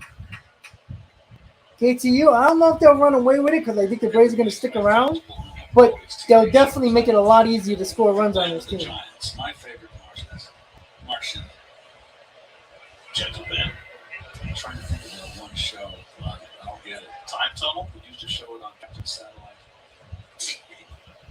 Nimmo had a base hit to center his last time up, and that one runs in on him, and he fouls it off his leg. That's happened That hurt. twice. Nemo. It's a That hurt. running right on his hands. He foul tipped it right into He his. swung and missed in one side of near the knee, I end that think. hit him in the leg. Let's see where he hit him. He This foul time tipped he it strike. This time he fouls right down on his the- knee. Ouch. That hurt. It hurts.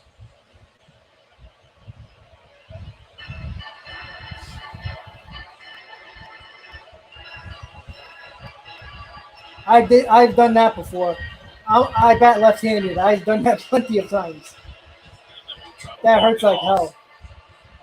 to a goalie that had an athletic trainer out there with Buck Showalter. And when I played in high school many years ago, and then in college, I didn't have a shin guard either, so I hit my shin enough Check times. it out. All right, so Nimmo got a 1-2 count. He looks like he's okay. Feels like Charlie Morton's probably going to try to throw a fastball by him since, he's limping a little bit. Whoever Fred Arnold got it. The Thunderbirds. Oh, I love that show. Not familiar. What a call. Thank you, Fred. Okay, Fred. All right, Brandon, let's get that base hit. Bring it home to Jankowski. Let's go. And you just had Nimmo foul one off his knee. Do you come right back inside? You might try to squeeze one away from him. And the breaking ball hit on Nimmo the hits a ground. ground or should end the inning. And he makes And it Brandon does. at the end. Brandon had a little hitch in his giddy up going down. All right, so the Mets did not score there, but they got Morton over 80 pitches. He's thrown 84 pitches through 4 innings. So there's a pretty good chance he's only going to go through 5 innings. If the Mets can get him with another 10 to 12 pitches, Morton could be out of this game by the 5th inning. Once again, the Mets got the pitch count up from the starters of the Braves using their bullpen. Even though the Braves bullpen is good, using their bullpen in every game of this series. They used 3 pitches in every game so far. So that's good news right there. Texas Liberty, how you doing? Once again, guys, if you just tuned in, don't forget to please hit on that like button. We are still in the 4th inning. My goal is to get 100 likes before the 5th inning ends. We're at 82, 153 in the stream, guys. Let's go, guys. Take a second and please hit on that like button. Let's go. Come on. Jacob DeGrom should be coming back after the All-Star break. He's going to make 2 starts, one tomorrow, which would be his 3rd rehab start, and then one during the All-Star break to be his 4th rehab start. That should be his last rehab start. If everything goes well, comes out healthy, he's either going to pitch the Padres series, the last game of the Padres series, or the first game of the Yankee series, either July 24th or July 26th. We shall see.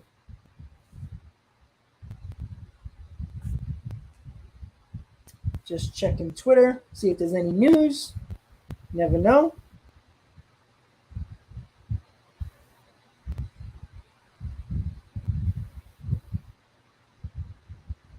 So once again, guys, the Mets are leading 4-0 going to the bottom of the 4th. Charlie Morton gave up 2 long balls, one to Escobar, which was a solo home run, and one to Lindor, which was a 3-run home run. That's all the runs the Mets have scored, all the runs in a ball game so far. Everybody's talking about how really good the Braves are. It is amazing. When the Braves don't hit home runs, they have a hard time scoring runs. It's just that simple. So here we go, guys. Bottom of the fourth. Mets lead 4-0. See if Chris Bassett can continue to be very, very good. And today, Chris Bassett with a 4-0 lead as we go to the bottom of the fourth. Matt Olson leads off against Bassett. Nice pitch. And a slider, 0-1. Olson struck out his first time up. 9 at-bats in this series for Olson, 7 strikeouts. And of course, one huge hit, the 2-run homer last night against David Peterson. That put the Braves in front to stay in their 4-1 hit.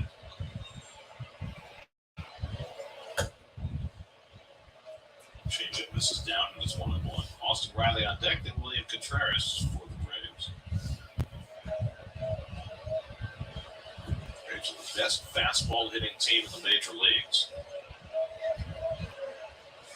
Come on, Chris. 54 pitches for Bassett. Starting the fourth inning. It's not. Rounded into the shift. All right. Should be an easy out, and it is. 1 down. McGill, probably not until August. Middle of August, probably. Remember, he was shut down for a month. Month to 5 weeks. So you won't see him until the end of probably the middle of August. Danny, I want Donovan Mitchell here. 100%. Give them everything you need to give them except for RJ Barrett, and I'll be happy.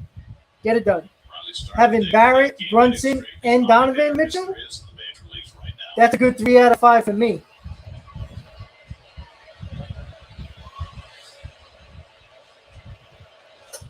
First pitch breaking ball, swung and missed, 0-1. They've been kind of befuddling Riley. Last night, 1 for 4. The last 2 at-bats, they struck him out with breaking balls. He's got 3 straight strikeouts at the beginning of his last 3 at-bats in this series. And this might have popped out Raleigh. This might drop for a base hit. And it's going to drop for a base hit. Right in the Bermuda Triangle, unfortunately. In no man's land. Can't do anything about that. Braves have their 3rd hit of the day.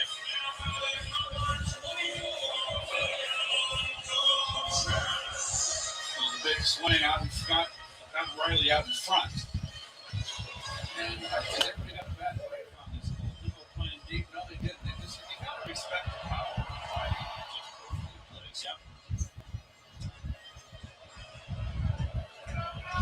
Little flare. So 1 out and 1 on.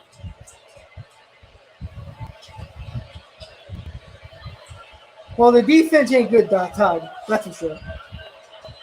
Bassett really veered away from his fastball today. He's thrown it only 35% of the time. And the numbers for the Braves show you that that's the right game plan. But Contreras, who grounded out to short his first time, the Braves have an 861 team OPS against Joe. fastballs, the best in the His majors. first at bat, he did too. So. 632 against every other pitch, and that's 14th in the majors. I would be curious to see, Gary. It's the second time through the order. And he's pitched this way. You're right. Very perceptive of you. A lot of breaking balls. I always want to see the third time through the order if the pitchers always kind of try to mix it up. We'll keep an eye on that when that approaches. See the high chase rate, high first pitch swing rate, high fly ball rate. It's a team that likes to attack, likes to hit the ball in the air, likes to hit fastballs. And Contreras takes a fastball out of the strike zone. It's 2-0. Diaz should be available today, yes. It's never a big enough lead against this big team. If they can hit one swing, they can get back into a ball game. All right, got a 2-0 count. Contreras, 1 man on, 1 out. In the bottom of the fourth, 4-0 So the infield Mets. spread out against Contreras, who grounded out his first time up. Nice pitch. Nasty Left sinker. field, the sinker too. Good late sinker right there. It's the best one he's thrown.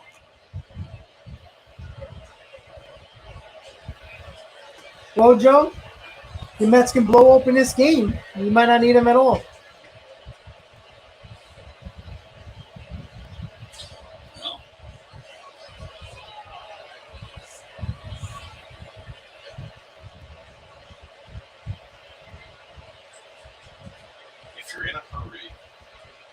what will come on the day that Chris Bassett is pitching. I could just see our bench with him on the hill against us. Oh, but we'd be whooping him. Contreras Nice pitch. misses at a high cutter. It's 2-2. I mean, really, the guys that came from Oakland, Yes. between Bassett and Cannon, they're, you know how David Letterman used to do the network time wasters? Yes. They are our network time wasters. 2-2 to Contreras with Rosario on deck. And the curveball dribbled back to the mound. Bassett's going to go to second. Gets the out there. The turn back to York. Oh, all right. Well, we got the lead runner for 2 outs. Bassett tried to turn 2. Ground ball right to Bassett. Thrown it to Guillaume, but Contreras a little bit too fast. It was a slow ground ball. But got the lead runner with 2 outs. So it's a pretty good job. Can I charge it and get to it quick? He also kind of wound up, but he's got that long arm action and lost a little bit of time there. But always just make sure of the lead out. So 2 out of Contreras at first, and now Eddie Rosario, who has the only extra base hit for the Braves today, doubled down the right field line in the second. Rosario DHing today. After Marcelo Zuna DH'd the first 2 games of the series. This is a Braves team that does not have a lot of left-hand hitting, and Rosario was out of the lineup for a couple of months with his eye problems.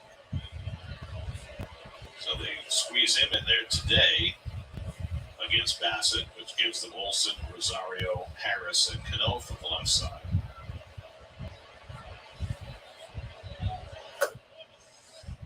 Bassett falling behind a few guys here. Even though he's getting these guys out, falling behind, getting the pitch count up a little bit at 64 pitches with 2 outs and a fourth. Still on a good pace. Could go 6 innings without an issue. 9. That sounds like Murph. Dang. It took him a while to get to Peterson. I mean, David was fantastic. 1 pitch. Oh, just a shame. That's the game. Sorry, I just got a piece of that. And it's 2-1. Well, here's the motion from the stretch. Watch his glove, man. How he throws the glove up. Right there. And I think that makes it tough to pick up. And most pitchers have their glove hand tucked under their chest, and not Bassett. That glove hand is down almost to the ground. It's flying free. Contreras has a couple of stolen bases this year. I think Contreras borrowed those shoes from Acuna. I'm sure he can get in any kind of shoes he wants. He's got the neon yellow, just the way Acuna does. All he's got to do is tell whatever company he's with, I want the football's Nike. I want the same ones as Acuna. Especially now that he's an all-star. He can get whatever he wants. Once you're in the big leagues, you're pretty much covered. That's a rocket down the right field line by Profile. Damn it. All right, this might not be an RBI. All right, so it's an RBI. Excuse me, it's a double from Rosario. Second and third, 2 outs. Rosario went to second. And the Braves have 2 in scoring position. Ruben for sure. Hard hit ball for Rosario. Very quick back. Rosario's the one hitter that's hitting Bassett hard today. 2 bullets down the right field line by Rosario. And really, this is nicely played off the wall by Jankowski, but he overthrew the cutoff man, both of them. Unfortunately, that didn't cost a run. Waited to see whether they scored a single or a double for Rosario in any event. Second, third, and 2 out. All right, got to be careful here with the power bat of Duvall. Here's Duvall, who grounded out to third base his first time up. So a big out for Bassett to get, protecting a 4-0 lead in the fourth. 2 out and 2 in scoring position. Duvall hit the ball hard to third in that first inning. I guess he felt I don't know why he stopped. He should have challenged the throw. I think he felt that if Jankowski threw it to second, that he might not make it. Obviously, he felt that way. Otherwise, he wouldn't have stopped.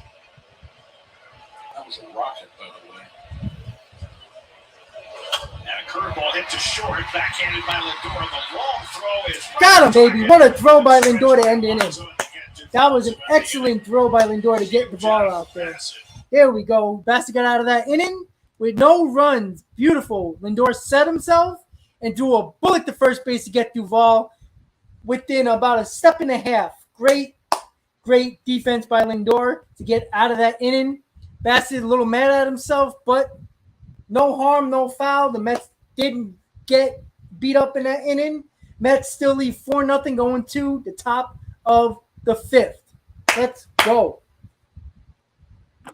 But I got to say, guys, it would be nice to get a couple of more runs here, get 6-7 runs in total. And you know what? We don't have to use Diaz today. Now he's available for at least 3 games during the Chicago series. And that would be big for us for sure. But then at the end of the day, you got the All-Star break after the Chicago series. So there's no reason why you can't pitch him a couple of days, 3, maybe even 4 days in a row, since he's going to have a lot of days off. Even though I know he's making the All-Star game, possibility he might pitch to 1 or 2 batters, maybe an inning, we'll see. But that was a huge out by Bassett. Duvall didn't hit it hard, but it was in the hole at short. Lindor backed it up a little bit so he can get a good bounce and set his feet and made a strong throw to first to get Duvall. He knew Duvall was not a fast runner, so he had time to do what he had to do to make that play. And he did. And that was the first time the Braves really threatened there with multiple runners in scoring position in this game, and the Mets got out of it. Yeah, Hebrew, I don't think they're going to do it until after the All-Star break, honestly. Look, I said it during the pregame. I don't know why. Look, if you don't want Alvarez to come up for whatever reason, that's fine. But Vientos should have been up 2 weeks ago. But it's not happening for some reason. For whatever reason, look, the Mets got nobody in this lineup today, but yet they put 4 runs on the board with 2 home runs. That's not, a crazy amount of offense because, let's be honest, they're still struggling. But they're still finding a way to put runs on the board today without Marte, without McNeil. So it happens. I mean, Buck Showalter has no choice right now. There's nobody left on the roster at the moment. So we'll see what happens. All right, Francisco Lindor leading off. Mets lead 4-0. Pretty good chance that Charlie Morton's done after this 5th inning with 85 pitches in the 5th. Let's see what happens. Escobar and Lindor have both gone deep. Chris Bassett has held the Braves at bay, and the Mets with a 4-0 lead. And Lindor bounces the curveball foul. It's 1-1. Your leaderboard stat brought to you by your local Ford stores. Alonso and Lindor, best 1-2 RBI tandem in baseball this year. Lindor already now with more RBIs this year, 64, than he had all of last year, 63. This might be gone. Oh, he got under that. Damn it. Went out. Sorry, guys. It looked a lot better when I saw it at first.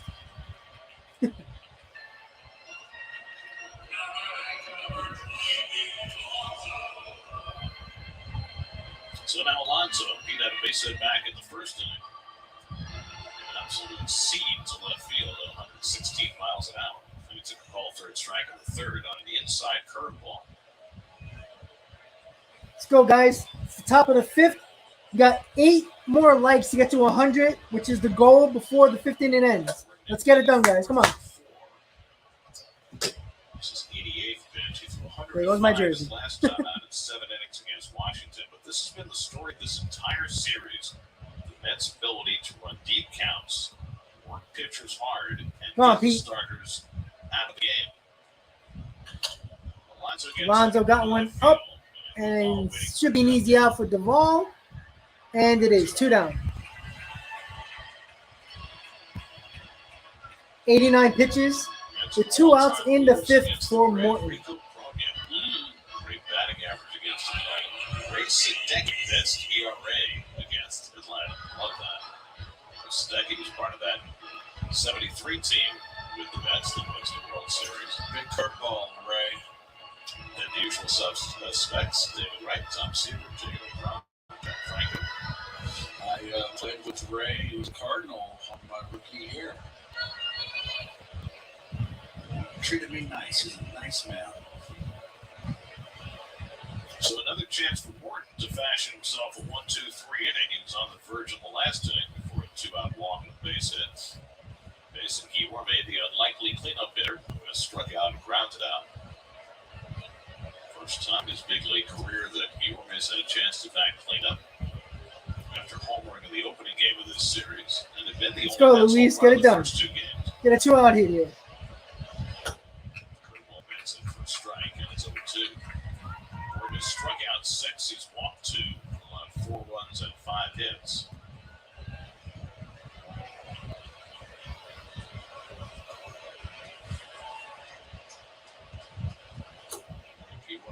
Stops the swing as he moves his feet. 1-2.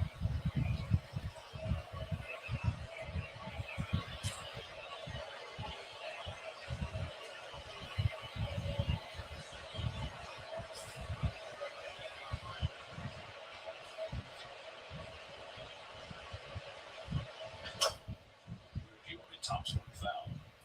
Charlie Morton, 5 starts coming into this game, a 1.60 ERA. It's his best 5-start span since he was with the Pirates in 2013. And considering where he came from, where he was when the Mets saw him in early May, when he was just struggling to find himself, coming back from a broken leg that ended his season last year. 5 ball out to And center, it should right end the to inning, Harris. and it does. That's the first 1-2-3 inning 1-2-3 inning of the day for Charlie Morton.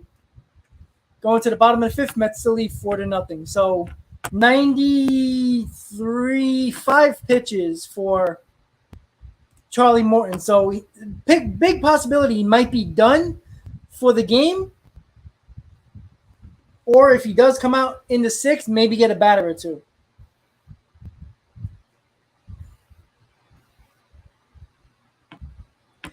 Stephen Hebrew, I mean, either way you guys both talk about it, both of you guys are not wrong. It's just a matter of clearly the Mets are not bringing up Vientos and Alvarez before the All-Star break. It's pretty obvious they're not. We all agree the Mets need a big bat. We all agree with that. The difference is the fact that today the Mets scored 4 runs in the first 3 innings of the game without McNeil and without Marte, who would have you can argue that Marte is one of the spark plugs of this lineup and McNeil is a hitting machine. So, and 2 guys that usually don't hit home runs in Escobar and Lindor, at least this season, both of them hit home runs and got the job done right now. So it's not like the Mets have many options when you have Marte and McNeil out at the moment. You know, you have what you have in your roster. We could be pissed off that Vientos and Alvarez are not up, or either one. We can be mad that you can't be mad that the Mets didn't make a trade because nobody's traded anybody before the All-Star break, at least with any significance of a bat. That's the problem.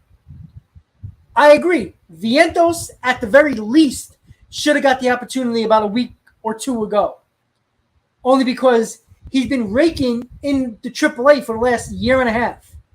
He deserves it, and I can argue why Alvarez shouldn't come up, even though I wouldn't mind Alvarez coming up to be our DH. But you can make the argument that why Alvarez shouldn't be up. Vientos, there's no argument for it. Vientos should be up. And for all we know, Vientos can come up and be bad. But that doesn't mean that they couldn't have at least tried.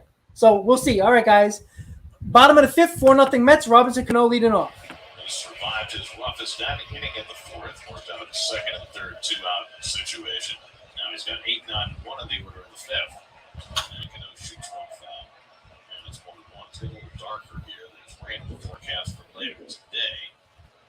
Lights have not been turned on. Hopefully the rain will hold off until we're done. You never know here. I mean, we've made it through 2.5 games with not a drop of rain in Atlanta. That might be a Mets low record. Oh, I see where it's coming. It's in Memphis right now here. 1-1. Pulled down to first base. Oh, nice play by Alonso. Gets up. 1 out. Go. 1 out. Nice little slide catch by Alonso for the first out. Mets are headed to Chicago to start a 4-game series tomorrow night. Let's get more from Steve. Well, Steven, the reason why we didn't make a deal yet because nobody's traded anybody yet. That's the reason. Signed a 3-year, $71 million People, have a good day, buddy. with the Cubs, and it has really been a tale of two seasons. If you look back to last year, just the polar opposite year for Stroman. He's coming off of an injury, which is something that he did not have, obviously, last year. Made 33 starts, which led the league. This year, only 10 so far, missed the last month. Hey, but that pitch. he had his best season in terms of ERA for a full season last year, just over 3. This year, his ERA is approaching 5.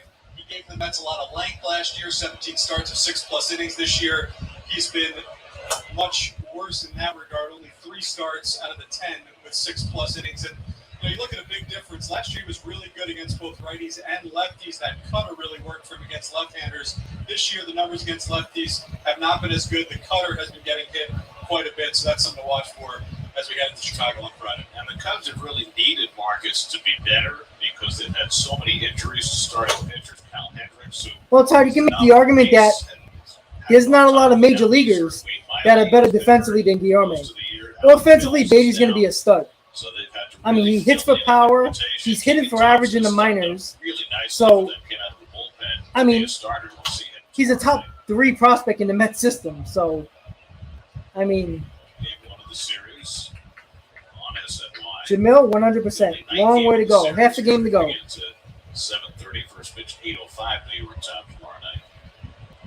And there's enough really bad teams. If you really look at how many bad teams there are, there's a lot of them. 3-2 to Harris, who struck out his first time up. Yeah, it's always nice. I enjoyed the day games there. You can have. We're so used to night games. It's nice to go into a town, particularly Chicago, with all the great restaurants, and you can get together with your teammates and have dinner. Well, I get together with my teammates, but you said you're not going to be there. I've got the series off here, and I will see you on the backside of the All-Star break. Plus, All right, 3-2 count to Harris. I hear they've expanded the booth. It's a little bigger than it used to be. Well, they've done a lot of renovations. All right, no, man, have a good day. Bernard, how you doing, buddy? Once again, guys, if you're just tuning in, please hit on that like button. I'm not sure if we're at 100 likes yet, but the goal is to get 100 likes before the 5th inning ends, and we got time for that. 94 likes, guys. 6 more to go. Let's get it done. Let's get it done. Zigzag up like this, and curveball misses to Harris. All right, so that's not a walk that you wanted to Michael Harris. Bringing up Acuna. We're 1 out. walking up those stairs. With the elevator in. 1 out and 1 on. Second walk given up by Bass. Now it's his 3rd time around the batting order facing Acuna, who's been on base twice. A single and a walk. Caught still in the first, but stole his 18th base of the year in the 3rd. It's been a really haphazard year for the Cubs. I mean, they're in a rebuilding mode. Mentioned the pitchers who were hurt. We got Jason Hayward down with a knee injury. They got their good young second baseman Nick Madrigal down. So they've had to use a lot of young players, and some of them have shown nicely. The shortstop Nico Horner's playing great. Good defense in the 306. Come on, Chris, let's go. Morel got off to a hot start for them, a rookie, although he has struggled a bit the last couple of weeks. But, nice pitch. He swung. Yes, he series, did. There you go. Thank you, Mom. The All-Star break, 0-1. those are 4 games that you have to take very seriously. You got to win that series against a team that's 19 games under 500. And, you know, you're in that Roberta, 100%. series, right, between this big series against the Braves and the All-Star break that's coming up. Yep, it's you've got to beat up on the second division teams. Good, your lines one to right. Jankowski moves over. Nice catch. All right, Travis. Jankowski got a Nice hustle to get that out. Was hit hard, but Jankowski ran it down for the second out.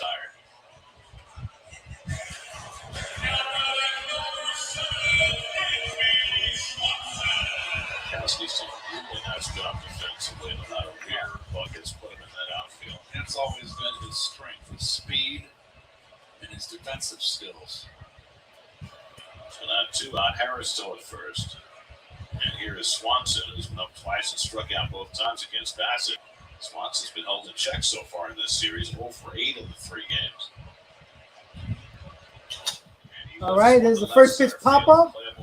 Should be an easy out, and Canada's going to get it to end the inning. All right, there we go. His 80th pitch in the 5th inning.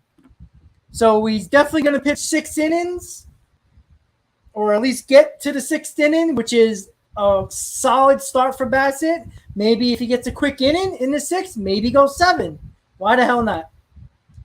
Yeah, Bassett just hit 80 pitches through 5 innings. So he'll definitely be coming out for the 6th. Most likely, if he does well, we'll pitch 6 innings. And that's what – look, Chris Bassett is a master of going 6 innings. And you always need a starter to go 6 innings, in my opinion. It just helps the bullpen, especially with a struggling Mets bullpen. You know, there's a couple of guys that are ready to go today, like Holderman, Rodriguez, Diaz. So those guys are available. So you got a couple of guys that, for the most part, we have trust this year to get the job done. So we like that. Whew. All right, so going to the top of the 6th, guys. Mets lead 4-0. Can't ask for anything better than that, except for more insurance runs. All right, guys, guess what? 5th inning just ended, and we're at 101 likes. You did it again, guys. It's awesome. Thank you. They did sign Trocheck? Holy Christ. Wow. That's a huge contract. All right. That's a big signing by the Rangers. Love it. I know there was rumors that they were looking to sign him, but that's a huge deal. Okay.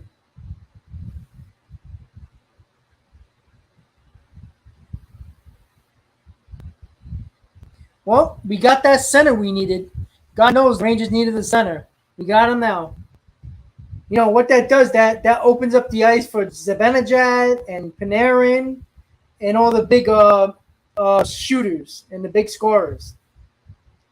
It is an overpay, but you know what? Listen, I see it as this. If it's a guy you want and they really want him, you go get him. That's the way I see it. That's the way I always do it with my teams. All right, guys. Here we go. Charlie Morton still on the mound, 94 pitches in the 6th. Connor's leading off.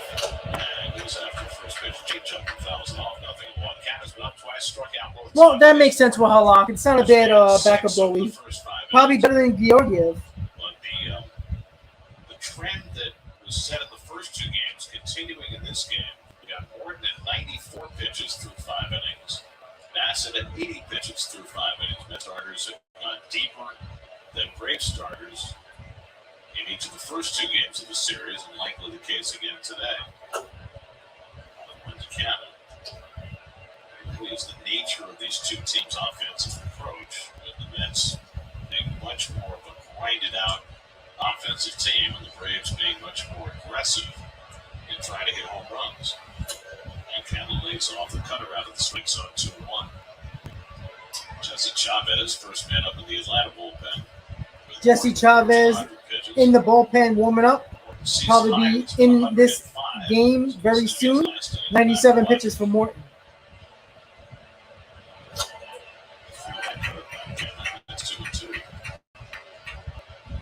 Smith on deck, and then Eduardo Escobar for the Mets in the 6th. Words by Escobar in the 2nd and Lindor in the 3rd, providing the offense so far today. Chris Bassett has done the rest. Reversed it on the Braves, gave them a little bit of their own medicine. All the runs the Braves have scored this series have been of the long Come on, Mark. Good eye, good eye. And the Mets have provided all the runs with the home run today. Boudreaux would be a nice move for the Devils. All right, so 99 pitches for Morton. Pretty good chance this is his last batter of the game.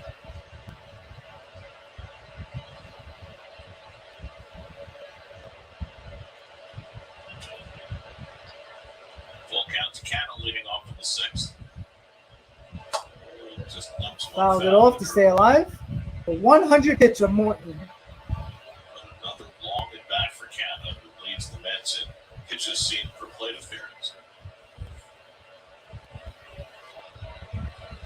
.372 on base percentage coming into the day, 9th in the league. And,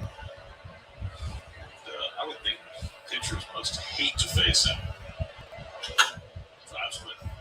Count is still working the count, staying at 3-2, fouling pitches off. 101 pitches no obvious weakness as a hitter for Morton. He's able to hit with 2 strikes. He makes you work. Even when he's not really 100% as far as his timing at the plate right now. And he's still a tough out. 8th pitch for Morton, and that's oh yeah, get out! That goes too far. Yeah, home run Marcana. Yeah, baby, 5-0 Mets. There we go, showing that power today, baby. Woo! Let's go. That's what I'm talking about. Mets are showing the power. Let's go. Let's go. Ha ha! Escobar, Lindor, Cano, all home runs to amount to 5 runs in 6 innings for the Mets. That's how you put the hammer down, baby. That's how you put the hammer down. Shut up those freaking Brave fans, baby. That's what I'm talking about. Woohoo! That's how you put the foot on the throat.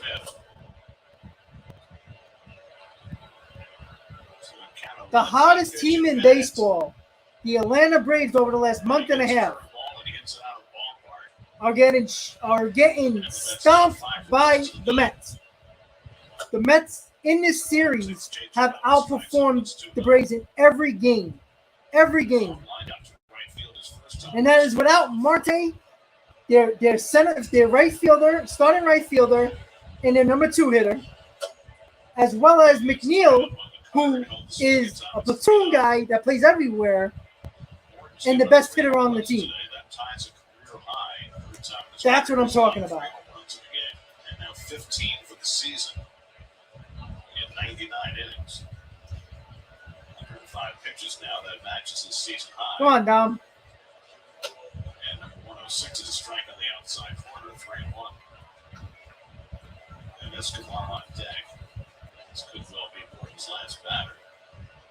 Chavez and Dave Tom to be ready in the bullpen. Come on, Dom. It's your turn to hit one. Good eye. All right, Dom. That's Charlie Morton's last pitch of the game. And we are going to the bullpen of the Braves. Once again, guys, another Brave that couldn't get through 6 innings against the Mets. Top 3 starters in the Braves rotation: Fried, Strider, Morton. None of them got through the 6th inning. Mets did an excellent job working their pitch counts, working their own counts, putting bat on the ball, working hard in counts. Even when they struck out, they were putting together 6-7 pitch at-bats. That's what you got to do against a team like the Braves.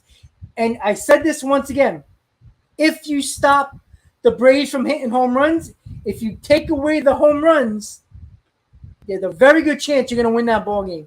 So far, so good for the Mets. Mets have shown the power in this game. Escobar a solo home run in the 2nd.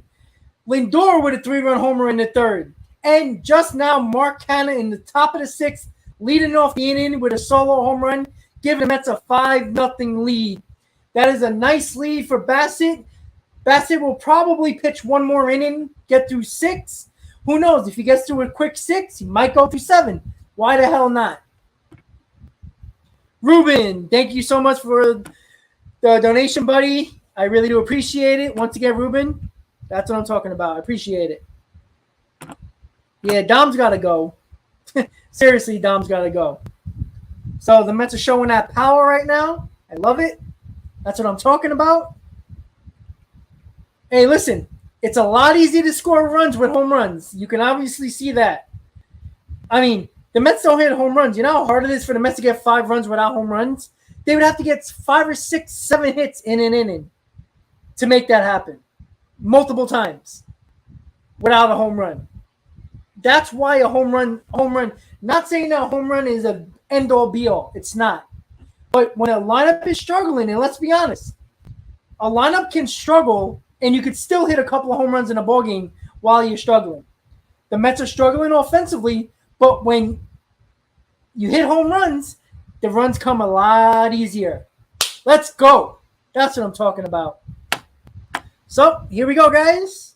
Mets are in the 6th inning. Top of the 6th, kind of just hit a home run.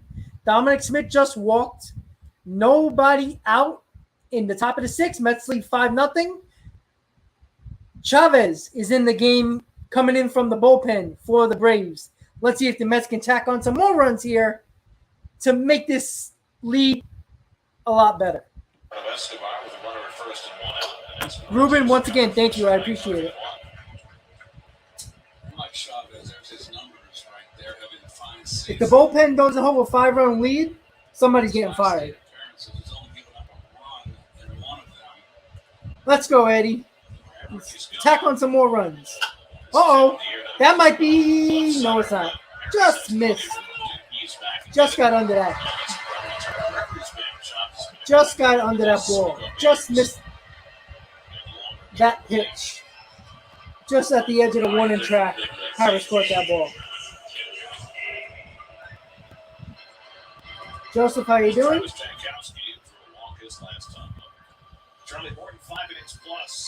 Ruben, I appreciate it, buddy. 3 walks, 6 strikeouts, 3 home runs, a season high 107 pitches. So the Mets really have laid down their marker in this series. I don't know what's going to happen the rest of the game. The Mets have shown the Braves that up and down their lineup, they will make you work. We got Fried out after 5 innings, Strider after 4 2/3, and now Morton after 5 innings plus. And the Braves bullpen has been great, but for time, working those starting pitchers, getting them out of the game early, that would work in your favor.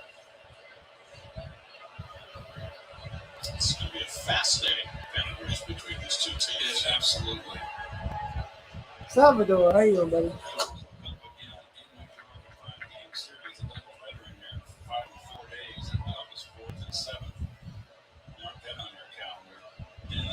Back to Atlanta twice, middle of August, and then the final road trip of the season. Jankowski hits one in the 3rd. Looks like Raleigh's gonna make it, and he's safe. He beat that ball out. Wow, I don't know about that. He looked out. I don't know. Yeah, I think he's out. That looked like it was an easy call. That should have been an out call. Valentine hesitated before making the call like he wasn't sure, then ruled safe. But he looked out with the naked eye. Not a good stretch from Olsen there. And I think he was out. Although he looked out. Stride. He's out. Just by a half a step. I mean, there's hardly any stride from Olsen there. Well, it's close enough that it might not get overturned. As Diaz and Bill Miller on the crew chiefs Thank you, Gary. replay center in New York. It's very close. Jankowski hoping to snap an 0 for 21 stretch. And you know he always runs hard to first base. He's playing a big and agile Riley at 3rd. I just feel that if Olsen strides towards the 3rd base throw, he's going to be 2 feet, maybe 3 feet closer to getting that ball, and then it's a moot point. He's out. Well, it's interesting because Olsen won a couple of gold gloves in the American League, but if you talk to the folks who watch the Braves every day, they were a little underwhelmed by his defense. He's made some nice plays in this series, but he had a ball go under his glove earlier in this game. Let's see the call on the field. Some first baseman. He is out. Good call. Good call. He was out. Jankowski's out. Ball goes to second. That's the second out of the game. But you know what I mean? But we got 2 outs with a man on second. See if we can get Nino to get a 2-out RBI here. So the Braves win their challenge. Now runner in scoring position with 2 down for Nito. He's been aboard twice. He walked in the 3rd, and then he hit that ball under Olsen's glove for a base hit in the 4th.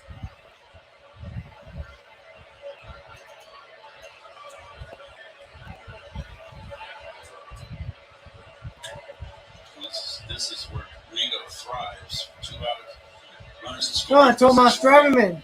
Off the charts. It's amazing. He came into the day hitting 209 for the season with 333 with runners in scoring position. And with 2 outs, 10 for 22, a sparkling 455 batting average. Tomas has been clutch this year with Go figure. a man in scoring position with 2 outs. Just throws a fastball by, but it's 1-1.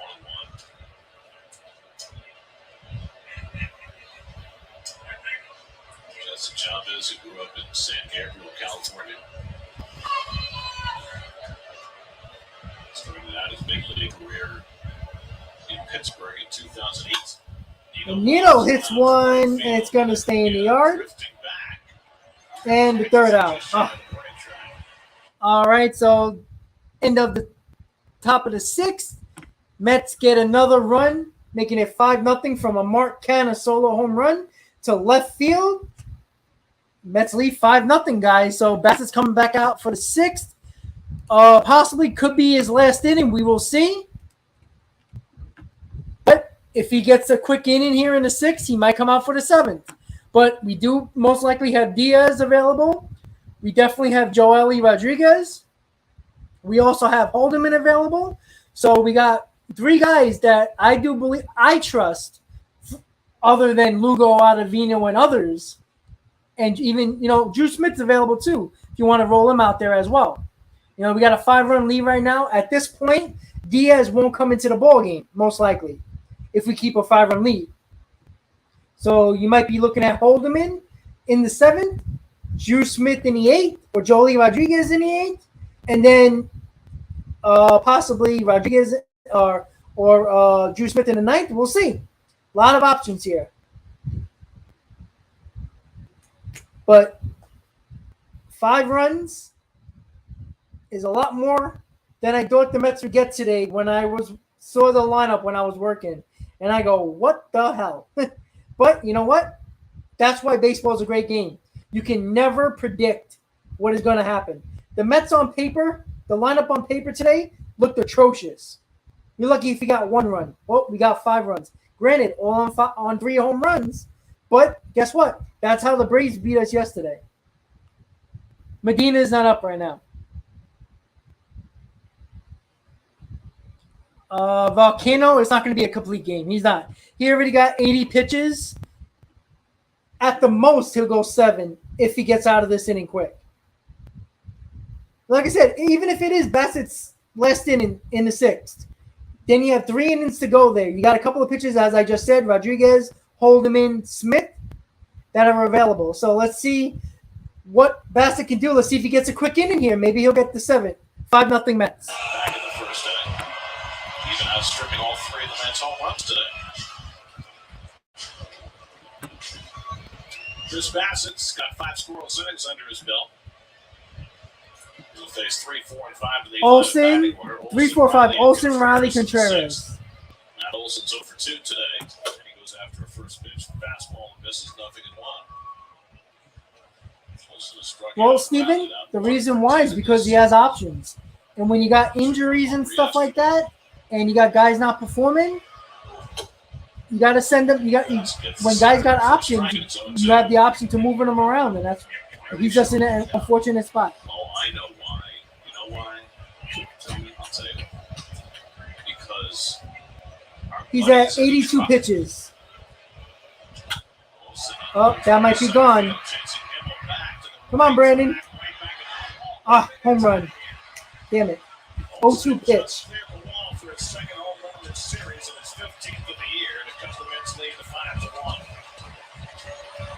Well, that wasn't a nice pitch. 0-2 pitch right over the middle of the plate. 5-1 Mets. So Bassett's pristine day is broken up. And the Braves have their first marker. 6 runs in this series have all come via the home run for Atlanta. High change up over the middle. That was a hanger. One of the few mistakes Bassett's made, and Brandon runs out of room.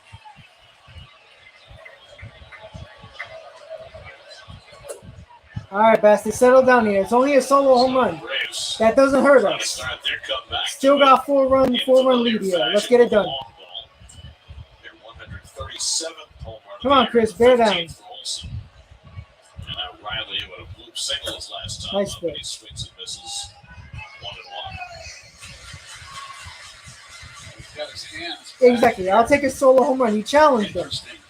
and he got burned. I'd rather challenge a guy with nobody on.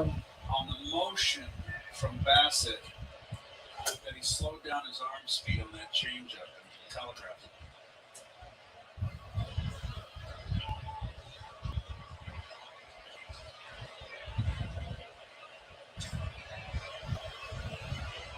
So 1 to Riley. And he takes one the other way. But All right, Pete, nice catch. The only guy on the right side. Luckily, he hit it there. 1 out. Perfectly positioned to pick off that soft liner one way. Weird. So 1 out in the bottom of the 6th. Bassett has 87 pitches. He's definitely going to be done after this inning. 5-1 Mets after Olsen solo home run, leading off the 6th. To the provider of their lunch. They won freebie. I don't know. You know, it's National French Fry Day Today? Yeah, anybody that orders French fries today gets them for free. Where? Anywhere. It's a National French Fry Day. So if I go into Burger King, McDonald's, Wendy's, anywhere, and order French fries, Smith and Walensky's, I get my French fries for free. Yes. Nice I'm gonna try that in pitch. Chicago tonight and see if that works. Tommy Rothman said in the truck he had to pay for his Tommy had soup. 89 pitches for I Bassett. don't think it's a 1 out freebie. in the bottom I of think the it's just a 6th. celebration of the French fry, which we should all celebrate. There is credence on that. What is your favorite French fry? Well, Wait, wasn't Domingue the third string What's that? Penguins Oh, goalie gosh, who played in the playoffs against the Rangers? At the bottom of the speed run in That's funny. Aspen, there's Ajax Tavern. And they have the best fries. Really? Oh my gosh. He went. Oh, come on. Those, the dogs wrote out the mushroom in Italy. They're truffle French fries. You gotta tell them, hey, it's National French Fry Day. You gotta tell I'll them. give you 2. They're not just gonna give it to you. Box Frites at City Field. Outstanding. But my favorite all time. Are you shilling? No. My favorite all time. Go to Coney Island. You have to go to Coney Island. Okay. Go to the Nathan's at Coney Island and get the French fries there. Nathan's. Greatest ever. Those thick cut waffle fries with the crispy ends. Oh my goodness. Just greasy enough. I like, to be honest with you, I don't mind Mickey D's for cheese. I like Mickey D's. I can't argue with that. I mean, let's put it this way. There are very few bad French fries. You know, Not too greasy. well, they're terrible for you no matter where you get them. But just from a taste and texture standpoint, it's hard to mess up a French fry. You know how you mess it up? If you get it cold. You know, I only It have to be hot. My only word for you is eat more chicken. Oh, where was that pitch? Curveball just missed it. Oh, just missing. Just missing. Gotta get Bassett through 6 here. I don't want the bullpen coming in with men on. Bassett trying to put Contreras away. This will be the 8th pitch of the at-bat. A lot of shakes. And finally, Contreras gets tired of waiting and steps out.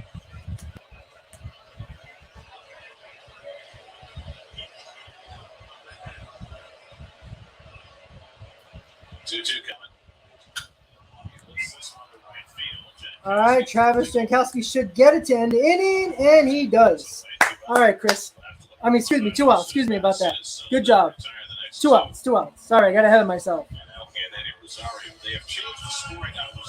Steven, I said that from day one. The leader of that ball club was Freddie Freeman. I don't care how good a team is. When things happen during the season and you don't got a leader on that team, it's a huge difference. Look, the Braves lost their best player in Acuna last year. Yes, Rosario and Soler were big parts of it, Well, let's be honest. Freeman kept that team together after Acuna got hurt. I think Braves are just encouraged by what they've seen today from Rosario. It was expected to be such an important piece for them this year, and then early in the season couldn't hit a lick and was diagnosed with a serious eye problem. Missed a couple of months and has struggled since coming back, but looking more like himself today. Come on, Chris.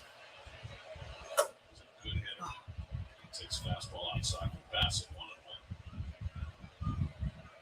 Oh, yeah, Ethan. Look, Terrific years the umpire has a weird strike zone, but he's been consistent on both sides, so I can't complain about Just that. 30 years old.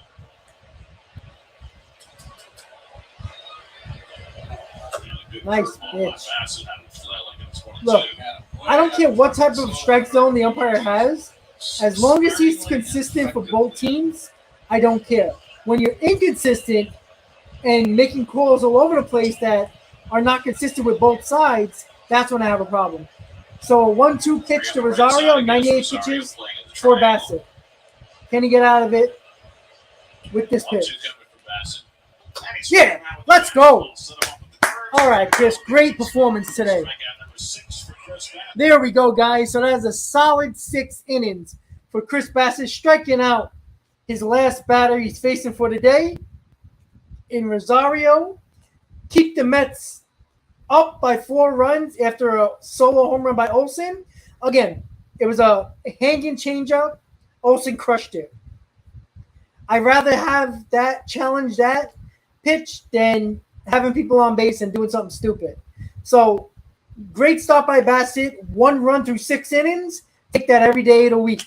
Now we got 3 innings to go. See if the Mets can tack on another run or 2, which would be nice. But we got the bullpen coming in for the next 3 innings to win this series going to Chicago. Let's see who's Buck's going to put out there. I'm thinking Holderman, possibly Drew Smith, maybe Joely Rodriguez. We'll see. A couple of guys. Those are 3 guys I think are going to get the next 3 innings. Which order? I don't know. But I'll take that Bassett start. Once again, Mr. 6 innings, Chris Bassett, that's what he does. He's averaging 6 innings in every start. That's a solid pitcher. Not an ace, but when he's basically your number 3, when your rotation's healthy, I'll take that every day of the week. 6 innings, 1 run.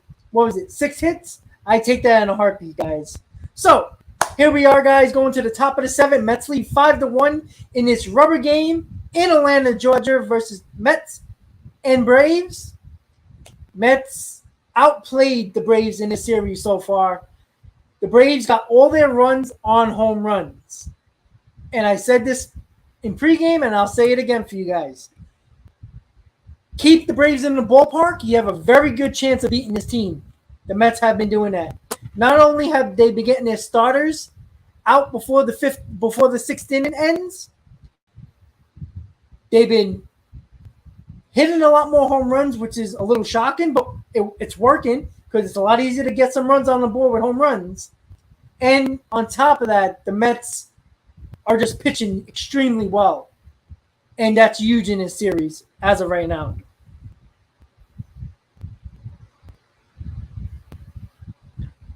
All right, guys, so Chavez is still in the game for the Braves.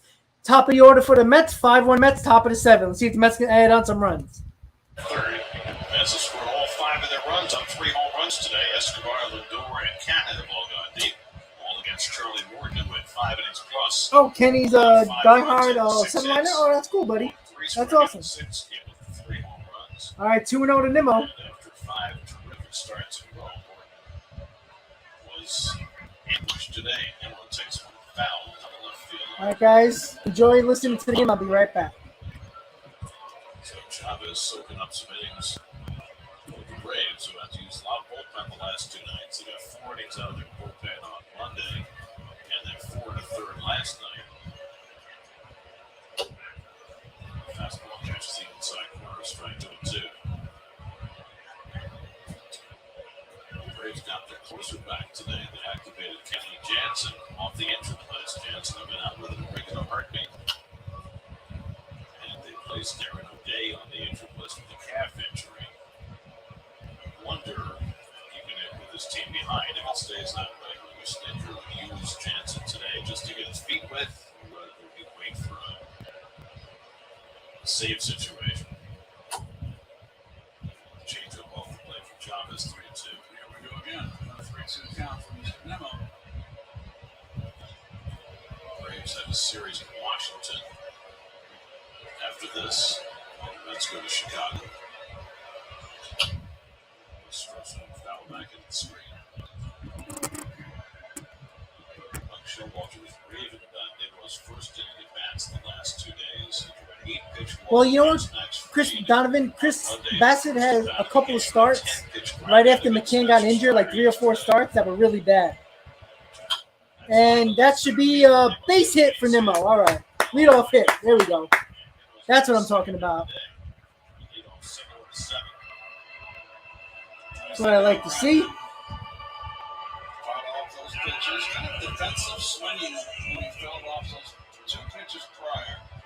And then he gets a pitch to hit. And hits a rope.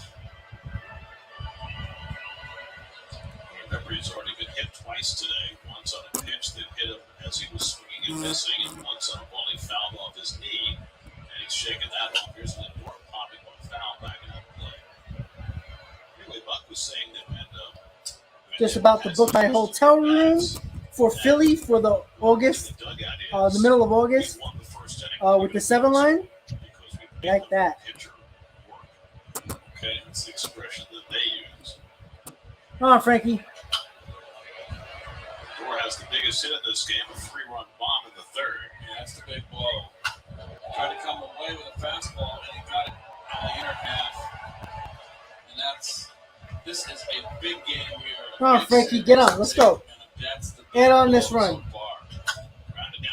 Oh, bobbled by Olsen. Safe. Can't make the play. First and second, nobody out, baby. Olsen bobbled the ball, couldn't tag Lindor down first base, and the Mets get the first 2 men on in the 7th. That's what I'm talking about. Ethan, hopefully I'll see you there. We'll have a beer together. Unless you don't drink, we'll have a hot dog or a cheesesteak. When you got a right-hand thrower, say at the tendency wants to turn and pivot. Oh, that's just not. He wouldn't kind of swiped at the ball. That's a clank. And it is. That's a big clank. That's an 8-3. I mean, you get the ball by Nito to his right that went under his glove. Let's go. There's a big inning here. You got to get a couple of runs here. First and second, nobody out. Pete Alonso up. Let's go. Put this game away right here. Yeah, he's having a tough defensive outing today. Oh, Pete missed that pitch. But Torres works too. Yeah, I went to Pittsburgh last year with the 7 line. That was a lot of fun. Pittsburgh is beautiful.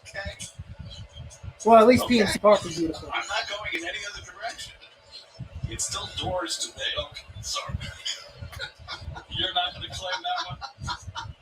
That's pulled down the 3rd. Come on, Pete. Pete is 1 for 3 today and a base hit back in the 1st.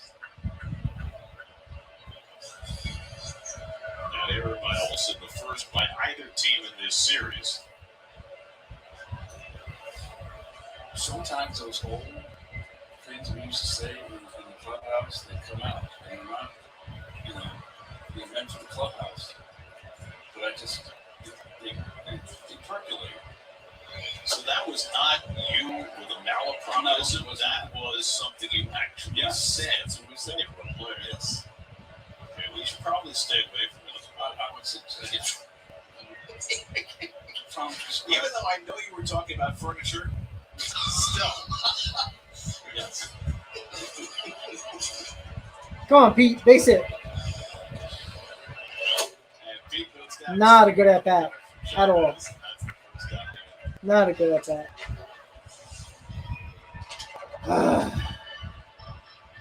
Let's see this pitch. Right on the knees and flat outside the corner. That's the first strikeout for Chavez. And that'll face York Mets. Drew Smith up in the bullpen. And Bassett having thrown 99 for 6. He's probably done for the day. York Mets takes a cutter for a strike. Giorme's gone 0 for 3 in his first experience as a big league cleanup hitter. First at bat with a runner in scoring position today. He's hitting just 200 with runners in scoring position this year. That's like the anti-Nito. Having bad at bats here with runners on. Gotta calm down. Gotta calm down. Chavez can fold the strike zone. This is with the changeup, and it's 1-2. Jesse Chavez working his second inning for relief behind Charlie Morton. And trying to work around a single and an error here in the seventh. Marcano, who homered his last time. Come on, Luis, face it. That's a ball. That's just off the plate. It's 2-2.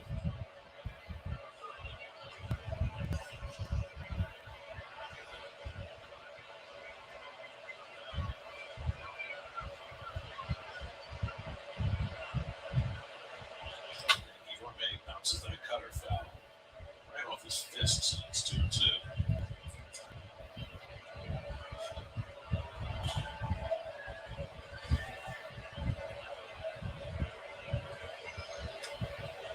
It's the first error in this series, is it not? It is. It's been a pretty impeccably played series thus far. Both teams. Pitching, defense, and home runs.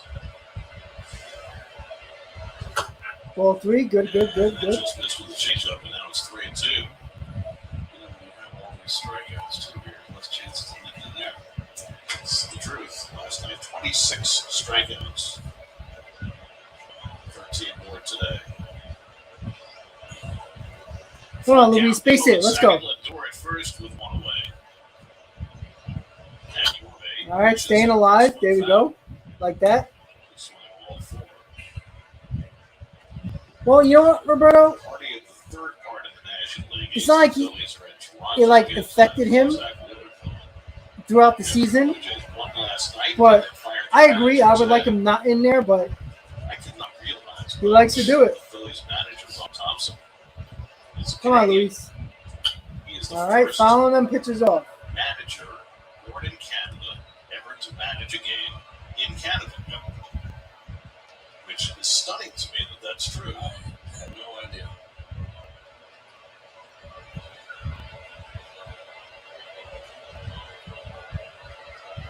Ninth pitch at the at-bat coming to Guillorme. And he strokes one down the left. Yeah, that's a base. That's a double. That's another run. Let's go. That's an RBI double for Luis Guillorme. Got that run right back, baby. Let's go. 6-1 Mets. 2 men in scoring position. 1 out. Let's go. Who said Guillorme can't be a cleanup hitter? Let's go. That's what I'm talking about. Whoa.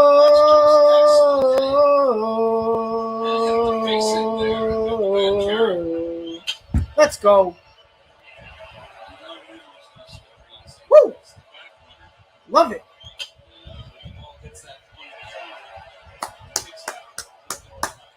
Love it. Love it. Let's go, Mark. Get it done. Get it done. Another base hit here and make it 8-1. That's working the deep at bats time and time again, and this one pays off for Guillorme. Love it. That's right. I'm mocking Brady fans. That stupid damn tomahawk chant. They can shove it. Let's go, Mark. Base it here. Put this nail in the coffin. Well, the difference with Guillorme is that in years past, he could never get that bat going. Finally, this year, he's got it going. I'll tell you guys a story about the tomahawk chant one time. I'll let you know as soon as the inning's over. I'll take a sack fly. Why not? Make it a 6-run lead. I'll take it. Oh, yeah, Mark Hanna, strike 3. Not a good at bat by Canada. Well, so much for the sack fly. Yeah, like I said, guys, I said this in the pregame of Game 1. I said, Brave fans, you're more than welcome to come in this stream. Support your. Hold on, they're going through a recap right now. I told Brave fans, support your team. You can show up on the stream. You're welcome. Have fun. You can support your team. You can talk crap. But show up when you're losing. If you don't show up when you're losing, I will not tolerate you when you're winning, because that's not a fan. A fan stays with it through thick and thin. If you're not going to be here when your team's getting beat down, then why should I have respect for you? That's called a bandwagon fan. I don't like those people. Second and third and 2 out. And Dom takes the pitch high, ball to strike. Thomas lined out, struck out of the long, go for 2. Yeah, you know what? Everybody has their little niche when it comes to like chants and stuff like that. It's cool if you're a Braves fan. I just can't stand it because they tortured us. Oh, he balked! Chavez balked. The Mets got another run. 7-1 Mets. Yes. There we go. 38-year-old veteran. Yes. Oh, wow. He knew it too. Oh. Yep, he screwed that up. Yeah. Look who's falling off the rails now. Come on, Dom, run it out. Run it out. Run it out. Run it out. All right. Going to the bottom of the 7th.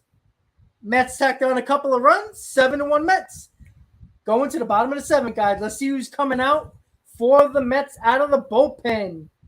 So we got a 6-run lead right now, guys. Again, I still don't think I need to save. Couple of base runners, home run, bloop and a blast can get you right back in the ball game. But a balk, a double down the line for Guillermo gave us 2 more runs, insurance runs. That's what you got to do against this team. Give them no hope. I love it. Still got 3 more at bats for the Braves, so it's not over yet, guys. So let me give you a little story about the tomahawk chop. I was at the game when the Mets came back from, 8 runs down when they played the Braves at Shea Stadium all those years ago. Mike Piazza hit that line drive home run to left field. I was at that game. I took a trip to Atlanta. I was young. My dad, a couple other people. It was when the Mets were in the race. They were like a couple of games out of first place. It was like, if I'm not mistaken, it was early September. And the Braves swept us. I went to all 3 games.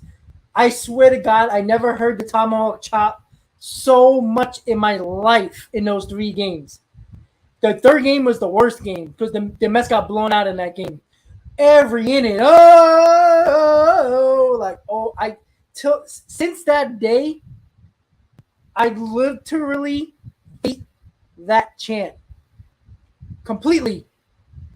Give me Baby Shark in Washington every day instead of that damn tomahawk chop chant. That's what I'm saying. So, with that said, in my story about the tomahawk chop, Mets lead 7-1, 2 extra insurance runs in the 7th. Who's coming in the bullpen to secure this win? Drew Smith is pitching the 7th inning. So let's see if he can do what he has to do and feed off of his last start where he pitched okay. Let's see if he can get a nice inning here with a 6-run lead. Here we go, guys. Mets 7, Braves 1. Well, every ballpark is unique.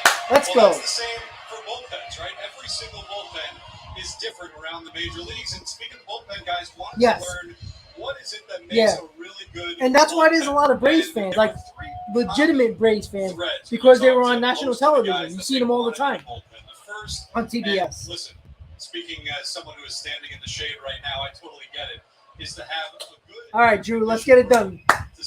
Don't make it interesting here. We got a 6-run lead. Listen, do not walk people. Challenge them.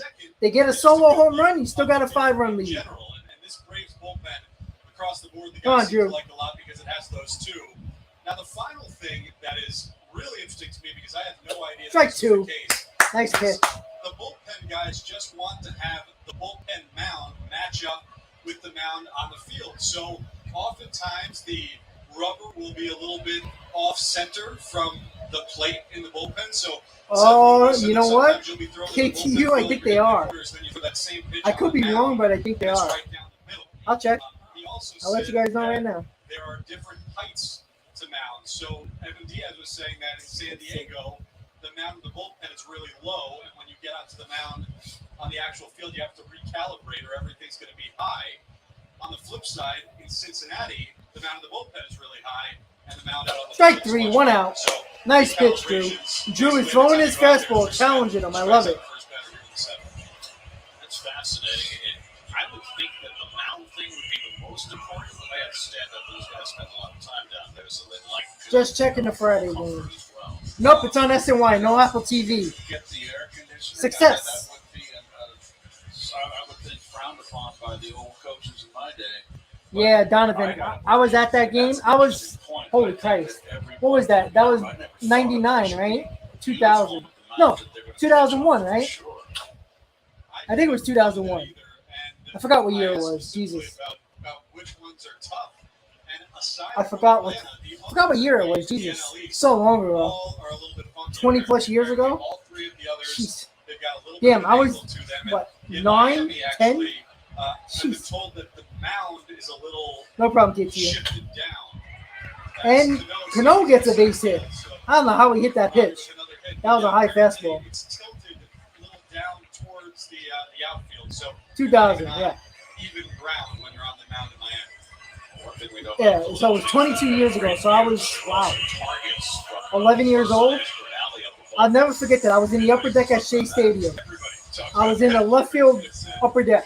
I never forget that. A little bit past third base. not for anything Woo. physical, just because the people around. I mean, you know the Loved story about that when they first And built it literally Citizens was Bank shaking Park, at Shea they had Stadium. built the home bullpen as the top and the visitors on the bottom. And Billy Wagner was with the Phillies at the time. He said, "Nope, we're switching this." They did not want the folks up top to have access to the home bullpen, so it's the visitors who bear the brunt of that now. All right, so 1 on, 1 out in the 7th. When we go to Chicago, I'm going to Drew just got to bear down here and challenge the hitters. Do not walk the these one that guys. has the most varying opinions. Some guys loved that bullpen, and some guys absolutely hate it. Remember, it's really unique. It's underground, so you're not out there in the elements of the stadium. Some guys really liked it, but others, specifically Drew Smith, will tell you when we get to Chicago, hate the Wrigley Field bullpen. Of course, that's relatively new for most of Wrigley's existence. The bullpens were on the field in foul territory. They moved them underneath Come on, Drew. a few years ago. Nice Good change pitch. up there by Drew Smith, and he gets ahead on Michael Harris. My first ever game at Shea Stadium. Wow. The one I can remember, because I know my dad took me to a few when I was really young. I don't remember that. I might have been like 8 or 9. It was like, oh, strike 3, 2 outs. Nice pitch, Drew. Let's see. I think it was 7 or 8. I was when the Mets were bad. It was like, it was the Rico Brony years, Bayerga, those years. Whatever years those were. I remember that. Ray Ordonez was my favorite player, so you can see what year I grew up in. They're going to catch the players by surprise with this. We will be facing Marcus Stroman at Wrigley. Opponents. That would be very interesting. So we got 2 outs, 1 on, 7-1 Mets. Bottom of the 7th, Ronald Acuna is up at the plate. Yes. This is Jesse Chavez's 15th year in the major leagues, his first ever home run. Come on, Drew. Those darn- Oh, where was that pitch? The new electronics. You saw the catcher when he walked, kind of wave him off. They didn't like the call. Okay, Stephen, cool. He started his motion. 73. That was a good year, 73. Jesse Chavez in the big leagues, and now his first walk. 2-0 to Acuna. Nice pitch. Fastball, and it's 2-0. Blowing that by Chris him. Bassett went 6, a lot of 1-on-5 hits. Nearly 2 2001 walks, 6 for you? All strikeouts, right, cool, cool. Another terrific start for Bassett. He's really been in the groove these last 5 starts. Lowered his season ERA to 3.79. Yeah, my dad used to talking about going to Shea with Jet games. My dad's a huge Jet fan, so. Pop it up. Strike 2. One of these days, I get my dad on the stream with you guys. 3 games in this series. Scherzer on Monday, Peterson yesterday, Bassett today. All putting up better numbers and going deeper into the game than the Braves starters. Really, you take away the home run. I don't know the order, but it's definitely Scherzer, Walker, and Carrasco, if I'm not mistaken. All right, 2-2 pitch to Acuna. Got him, baby. Yes. Very nice inning for Drew Smith. In the 7th, Mets still lead 7-2-1. Going to the top of the 8, guys. That's what I'm talking about. Let's keep it going. Let's get more runs. I want to bury this freaking team. Keep on scoring runs. Give me a 10-run 8th inning. Bring it. Let's go. Oh, yeah, my dad's a huge Jet fan. I'm not a Jet fan. I'm not a Giant fan. I'm a Cowboys fan. Unfortunately, what can I say? It happened. I grew up in the 90s. That was the dynasty for the Cowboys. So, which is funny because I grew up during the dynasty of the Yankees dynasty in the 90s and the Cowboys in the 90s. Yet, I became a Cowboys fan. I mean, it wasn't really because they were winning. It was because my grandfather, I always used to be by his house on Sundays, and my grandfather was a huge Cowboy fan. And he always had the Cowboys on Sunday, and I was watching it with him, so I became a Cowboy fan. I have a soft spot in my heart for the Jets because of my dad, but I'm a Cowboys fan. And, it's crazy. I know my dad, my mom, most of my family are Mets fans in my family, but I could have easily been a Yankee fan knowing that they were going through a dynasty when I had to deal with misery from the Mets in the early 90s when the Yankees were winning championship after championship. Well, you know what? I love that big blue thing.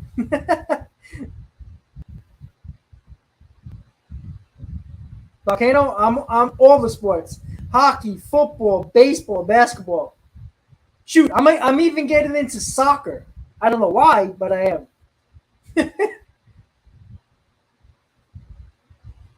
Oh, and just so you guys know, before the game gets back on to the top of the 8th, I will be going live during the MLB draft next Sunday. This Sunday, right? This Sunday? I think the draft is this Sunday. Oh, Steve, we've been through hell. I think the draft is this Sunday. I think it is. I wish Joe was here right now to let me know. Let me see. I think it's this Sunday. Yes. The 17th. So this Sunday, I'll be doing the MLB draft because the Mets got 2 picks in the top 15. So I'm going to do a draft special on the channel during the Sunday night MLB draft. So hopefully all you guys tune in. So Kenley Jansen back from the IL from his heart issue. Top of the 8th, Mets lead 7-1. Escobar leading off. Let's see if the Mets can tack on some more runs. Yeah, Steve, Mets, Cowboys, Knicks, a lot of torture. That's why if one of my teams, specifically Mets, baseball's my love. If the Mets win a World Series, I'm not sure if I would cry like a 2-year-old or just be so happy. I don't know what the hell I do, honestly. I have no idea. I mean, the closest I ever got to my team winning the championship, the Rangers, in the Stanley Cup, but 9 years ago, 7 years ago, against the Kings. The Mets in 15, the Mets in 2000. That's it for me.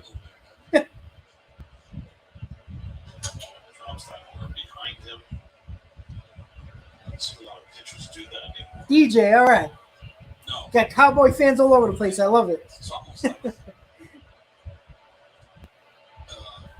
club of the year. Well, Conforto's hurt KTU, so he's not going to be signed until the offseason probably. Oh, okay, Steve. I'm Cowboys, Mets, Rangers. So.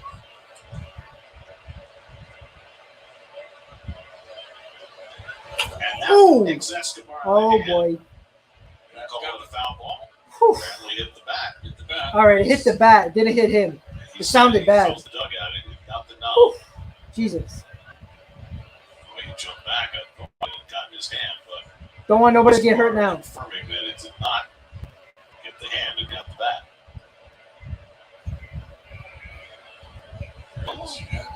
God. I love the knob. The way it sounded, it looked like it hit the straight on his hand, but thank God it didn't. It's the last honest man.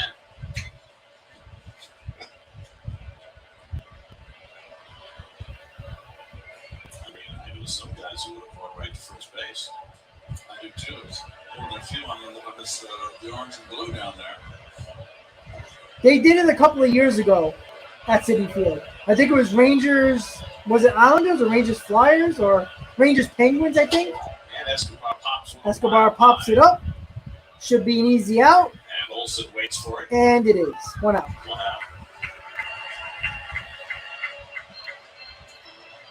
KTU, I would love to do a Cowboy page, but in September, when baseball's in a division run and the playoffs and football and my job, I would have no time to do it. And I don't want to do a crappy sports YouTube channel just because I'm neglecting it because I don't have time. Windmill over the top. It's a good call. And Oh, Stevie Mac, thank you, buddy. A to Z Sports Dallas. Okay, I'll check it out for sure. It's coming out late. Yeah, you got a lot of Islander fans here. Let's of course, had the exaggerated follow-through also. Janikowski is over 2. And that's a ground ball right to the second baseman. Should be the second out, and it is. Lane, I'm not doing it tomorrow. I'll be doing the other 3 games of the Cubs games. So not tomorrow night, but Friday, Saturday, and Sunday I will do. Sunday's going to be a long day, guys. I believe I'm doing the MLB draft Sunday night for sure. So I'll be doing the Mets game at 2:20, and then I think the MLB draft is 8 o'clock. So it's gonna be a lot of live streams on Sunday. So hopefully you guys tune in. Williams, Knicks, Rangers, Jets, Mets. Interesting. Enjoy it in retrospect more than maybe in the actual moment. When they watch the tape and enjoy it afterward. Maybe he'll apply. He's got the voice. And he's got the NCRT jersey, so he's obviously a Met fan now, even though he's wearing a Braves jersey. He's trying to get the crowd going, and they're not buying it. Wow, that kid's going crazy. I love it. Nino should get the end of the inning, and it is. All right, guys, so that was a quick 1, 2, 3 for the Mets. Going to the bottom of the 8th. Is Drew Smith coming back out for more, or is Holderman or Rodriguez coming in the 8th? Let's see what happens. Oh, yeah, the Knicks had no shot. Look, the Knicks weren't even supposed to go far in the playoffs in 2000, and they figured it out, and they got that far. The Spurs just beat their ass.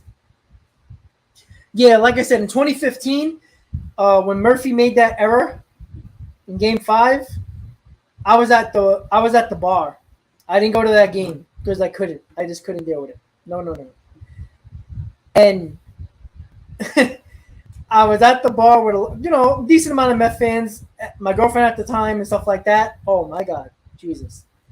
Was I when Murphy made that error, and I was like, oh my God. Then when Duda made that error, oh my God. I couldn't turn whiter. I was like a ghost. That's how much it's like my whole heart just squashed. Sucks. And even in 2000, I was on my couch when Mike Piazza hit that ball that Bernie Williams caught in left center. If that was August, that ball was the home run. When he hit that ball, I thought it was gone. And of course, in the middle of October, that ball's not traveling. And sure enough, Bernie Williams catches it, Ben goes on the knees, and the Mets lose the World Series to the Yankees. Jesus Christ. Sorry for the negativity, but,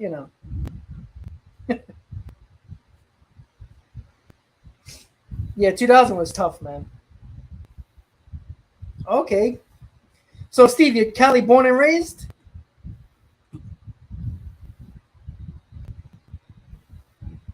Bernie freaking Williams. that SOB. I mean, we can hate Bernie Williams. We can hate Jeter. I mean, we know about Jeter hitting that first inning home run in the World Series against us. But Luis Soho, that's all I got to say. No, that's it. All right, guys. Bottom of the 8th, Mets lead 7-1. Can the Mets take 2 out of 3 from the Braves and send their asses packing on their way out, head into the Chicago? Drew Smith is in the game still. All right, I like that. Bottom of the 8th, 7-1 Mets. Drew Smith still in the game. Seeing if he's pitching 2 innings here. Let's get it done. Today he struck out twice and flied out. Okay, Steve, cool. Swanson made it to the All-Star game for the first time, but the Mets thus far have held him in check. 3 on the left side against Swanson, Olsen and Riley to follow in the 8th. And the slider off the plate. 1-1. Chris Bassett went 6, allowed a run on 5 hits. And starting pitchers in this series were 18 in the 3rd innings and allowed 4 runs. So Drew, get it done. Popped up. Stay in play. Stay in play. Come on, Pete. Yeah, what a catch by Pete Alonso. Let's go. And he just taunted the fan. Here you go. 1 out. 1 out. He makes a great play. I mean, who else is going to be there? Nice play, Pete. Well done.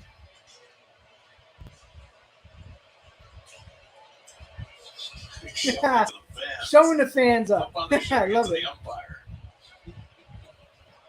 Here's Matt Olson. Oh, that's cool, Steve. I like that. That's cool. Well, I plan on moving to Florida within the next year or so. I hope. So I'll be going to a lot of Marlins games when the Mets are in town. And definitely, of course, Port St. Lucie games just for the hell of it. All right, 1 out. Olsen up.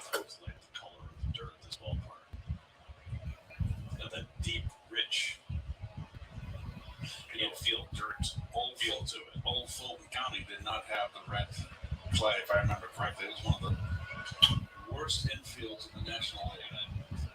I say this not to insult. It was an infield that Okay, Marcus, cool.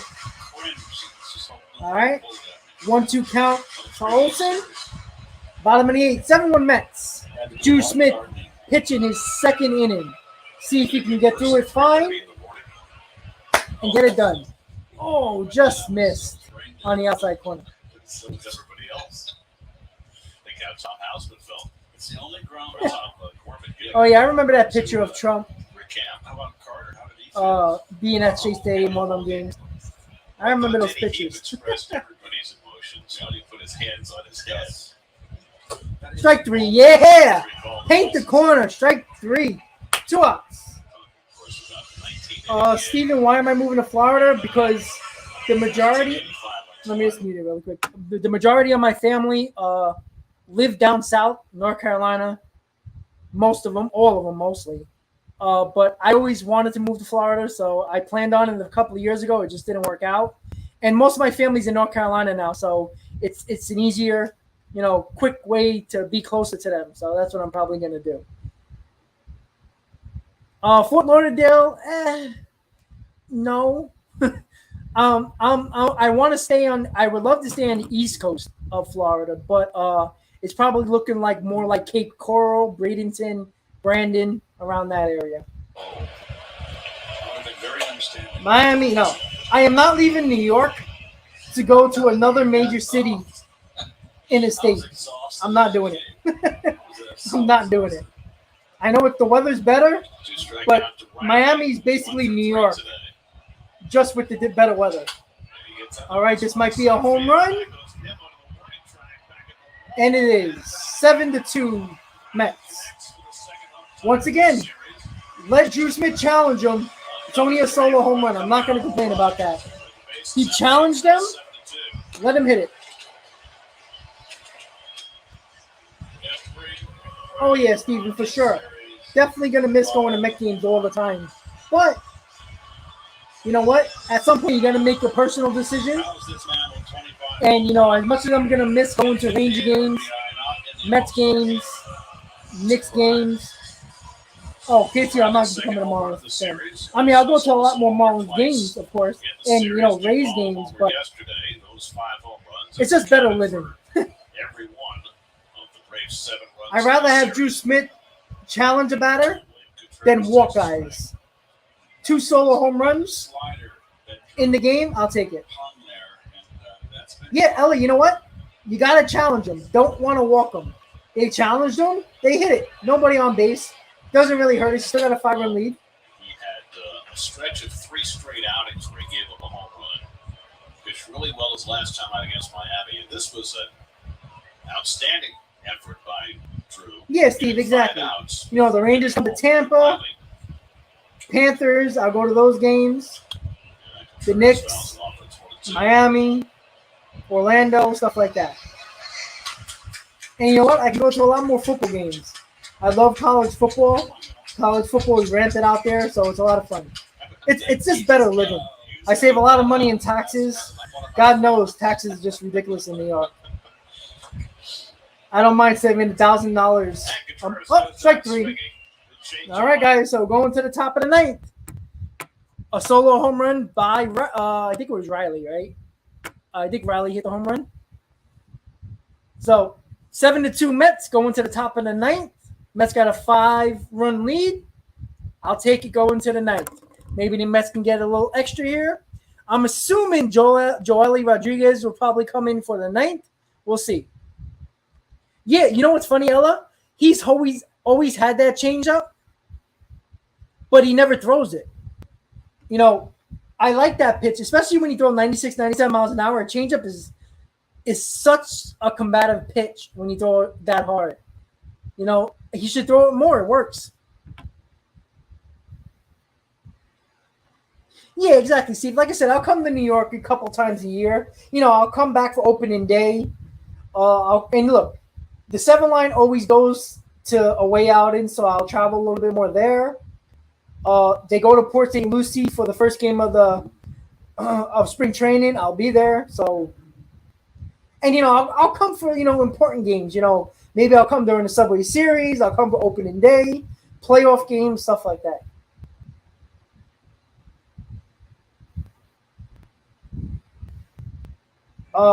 There's a home run by Canna, solo. 3-run homer by Lindor. A solo home run by Escobar. A RBI double by Guillorme, and a balk by the Braves pitcher to make it 7 runs for the Mets. Luis, again, I want to be on the East Coast. It's just that my job, you guys know I work for Costco. If there's not a lot of Costco's on the East Coast of Florida, unless you go towards St. Augustine, Jacksonville, or go down by Miami or Fort Lauderdale, I believe. But in the area I want to live at, Port St. Lucie, Palm Bay, around West Palm, has a Costco. But like in that area, I would like to live. But there's no Costco's. The closest one is like an hour. So I'll probably go to the West Coast, Cape Coral, Bradenton, maybe even Orlando, possibly. We'll see. Steven, you don't have to do anything to become a 7-line member. Just make sure you sign up for the email so you get all the notifications when the away outing tickets go on sale, the home outings go on sale. You can do that as well, just to get updates on everything, all the merchandise they sell. You don't have to do anything. You just sign up. You don't even have to sign up, but you get notifications about all the games and stuff like that. All right, guys, top of the 9th. Mets lead 7-2. Brendan Nimmo leading off. Stevens pitching for the Braves. 2 runs scored today. Mets 7 runs and 8 hits. The Braves 2 runs and 7 hits. The Mets have hit 3 home runs today, all against Charlie Morton. Stevens working for the second time in the series. Yeah, I know. Orlando has been getting crowded lately. But again, it's just it really depends. Miami, yeah, I'm not moving to Miami. No damn way. I'm not moving to New York City to another crazy town in Miami. 17 and 18 have to go to the Mexican League to pitch last year. Oh yeah, I'm not going to worry about that. I'll have the SNY app. That's not an issue. You know, I'll have my Mets baseball. There's no doubt about that. Lindor and Alonso to follow. And sent to Chicago after the game today. They'll throw Carlos Carrasco against the Cubs tomorrow night to start. All right, so you heard, guys. Carlos Carrasco pitching the first game against the Cubs. Clint, how is St. Augustine? I know that's a little north. That's closer to Daytona, right? St. Augustine? I know it's close to Jacksonville, but it's close to Daytona, right? St. Augustine?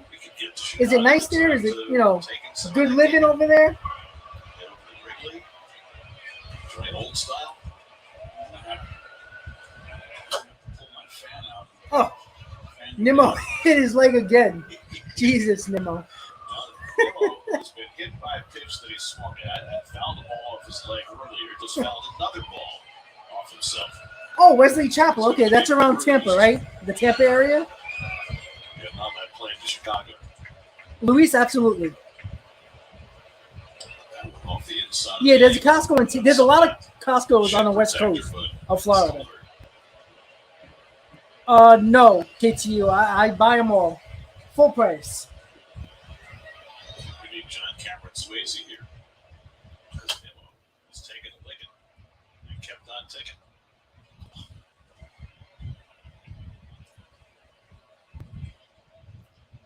Francisco Lindor on deck. Then Pete Alonso for the Mets at the top of the ninth. All right, Lewis, cool.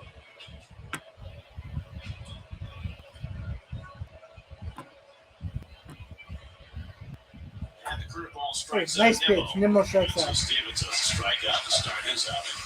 1 out of the ninth. Road ahead brought to you by your Tri-State Cadillac dealers. There's 4 games before the All-Star break, all in Chicago. And the Mets come back from the break and host the Padres and the Yankees on that next homestand. I think there'll be a little hype for that 2-game series with the Yankees. A little. Tommy Hunter is warming up in the bullpen. So there's your answer, guys. 5-run lead, Tommy Hunter. Don't mind that at all. Best record in the National League. Tommy Hunter getting ready in the bullpen to pitch the bottom of the ninth. Lindor. And he takes a fastball down for ball 1. Lindor delivered the big blow, a 3-run already.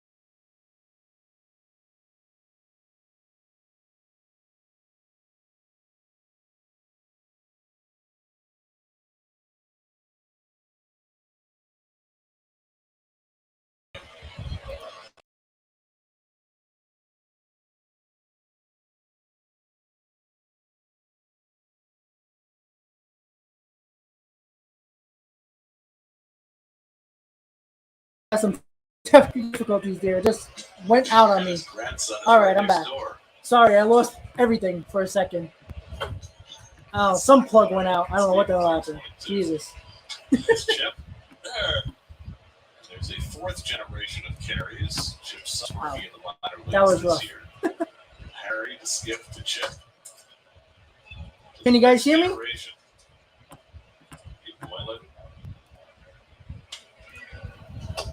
Sorry about that, guys. Trying to get game day back for the last inning. All right, guys. So we're going to the bottom of the ninth. Mets still have a 5-run lead. Tommy Hunter coming in for the Mets. All right, what the hell's going on with this thing? Sorry about that, guys. Just Acting very weird for a second there. All right. Sorry about that, guys. I don't know what happened. My laptop just kind of went back to my login, and for some reason. All right, cool. So sorry about that once again, guys. Again, when you're live, anything can happen. So yes, guys. Going to the bottom of the ninth, the Mets are leading 7-2. Tommy Hunter coming in the game to finish out the game for the Mets to win 2 out of 3 against the Braves. Well deserved 2 out of 3 if they take care of business in the ninth. Danny, top 5 Mets. Oof, God, I don't think we have enough time to think about that. Danny, that's gonna take some time. Maybe I'll tell you in the next stream. Yeah, Alonso's struggling right now, guys. I mean, what can you do, right? It happens. Once again, guys, before you guys we finish up the stream, hopefully it ends in the ninth. That would be nice. If you're just tuning in or you forgot to hit on that like button, please do. Once again, guys, it's not only the live stream that during the live stream where people tune in, when you hit that like button and the likes are over 100, close to 150, the stream stays at the top of the list for recommendations after the stream is over. Tons of people watch the stream after the game, or even not all of it, but most of it. And, I can get 2,000 to 3,000 more views just because you guys hit on that like button. So make sure you please do that. Kenny, I am blaming SNY. They lost their feet early on in the game, and they try to get me out. See that? Messed up. Emilio, I don't know. Kenny might have pulled the plug. I don't know.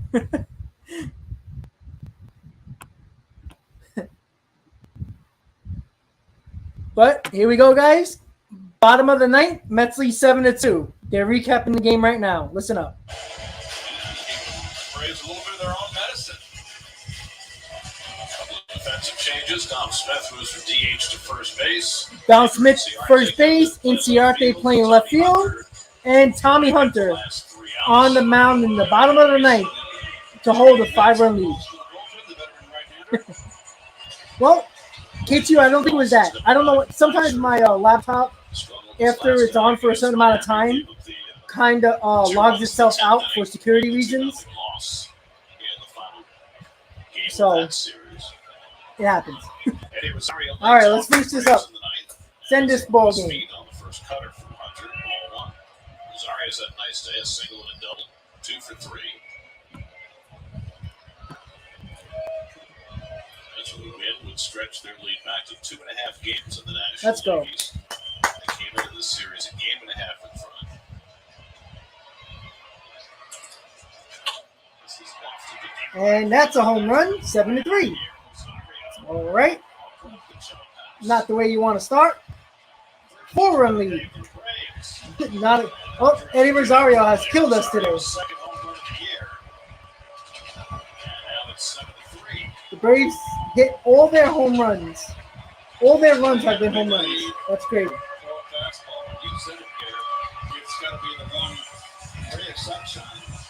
Well, Steven, you don't want to use your other guys, right? That's right. You challenged him.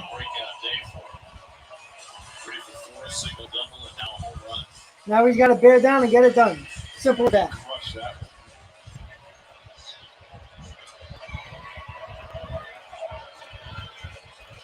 Come on, Tommy, get it done. Don't make this interesting now.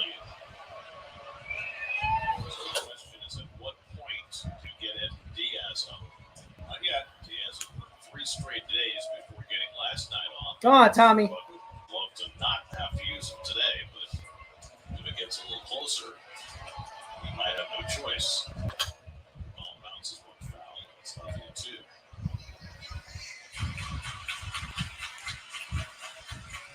Each team has now hit 3 home runs today. The Braves continue to hit nothing but home runs in this series. 8 runs scored on 6 home runs. Hunter ahead 0-2. Nice pitch. 1 out. Strike 3. There we go. No worries, guys. Come on. No worries. Listen, once again, the Mets pitcher challenged the hitter. You just tip your cap. I'll take a solo home run every day when you're up by 5 runs.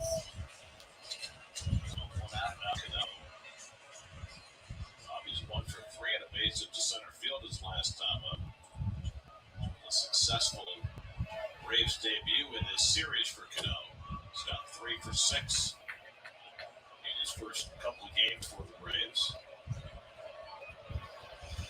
Braves are going to be without Ozzie Albies for at least another month, so Cano will have plenty of opportunities of tuning with. Come on, Tommy, let's go. Finish it up. Oh, what a play by Pete. Oh, Dom Smith, 2 outs. All right, Dom, what a play. 2 outs. Nice defensive play by Dom. That was a tough play, but Dom stuck with that ball. Beautiful play. Knew he had time. A little bit of a wide throw, but Tommy Hunter held it and got it and touched the bag. 2 outs.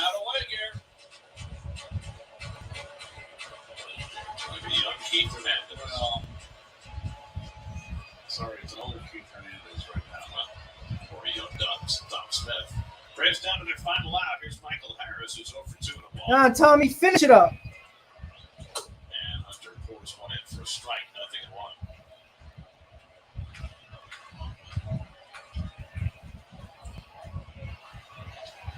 All the Braves home runs are solo home runs today. And Harris with a half swing. Strike 2. One more strike, guys. Let's go. Braves are down to their final strike.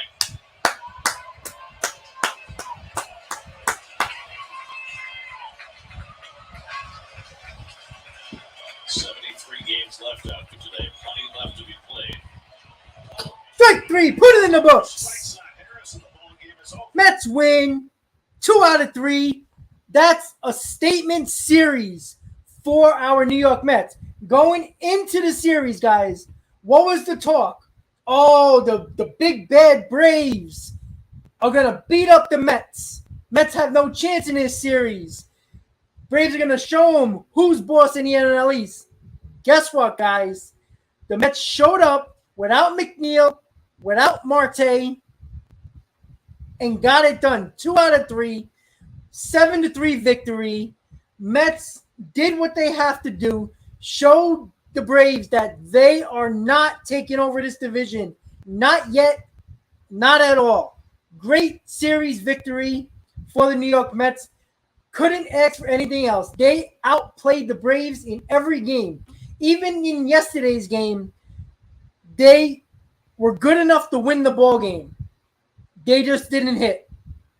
The Braves, like I said before the game started, if you manage their home runs and avoid giving up those 2 or 3 homers, those 2 or 3 home runs, you have a really good chance to beat this team. The Braves did not score a run without a home run in this series. That's huge.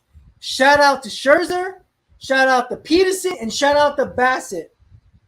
They kept this entire Braves lineup with just home runs. That is a huge deal. Mets go to Chicago last 4 games before the All-Star break on a very, very high note. What you don't want them to do is play down to the competition. Let's hope that does not happen. The Mets are way better than the Chicago Cubs. At the very least, I want 3 out of 4. I don't want to split. I want 3 out of 4. But what a great series for the Mets. I know a lot of Met fans, including myself. Excuse me. All right. Including myself, were a little nervous about this series because the best team over the last month and a half have been the Braves. They were extremely hot. Their offense was running on all cylinders. And you see what happens when you have good pitchers and great pitchers go against a really good offense. Great pitching shuts down great offense almost every time.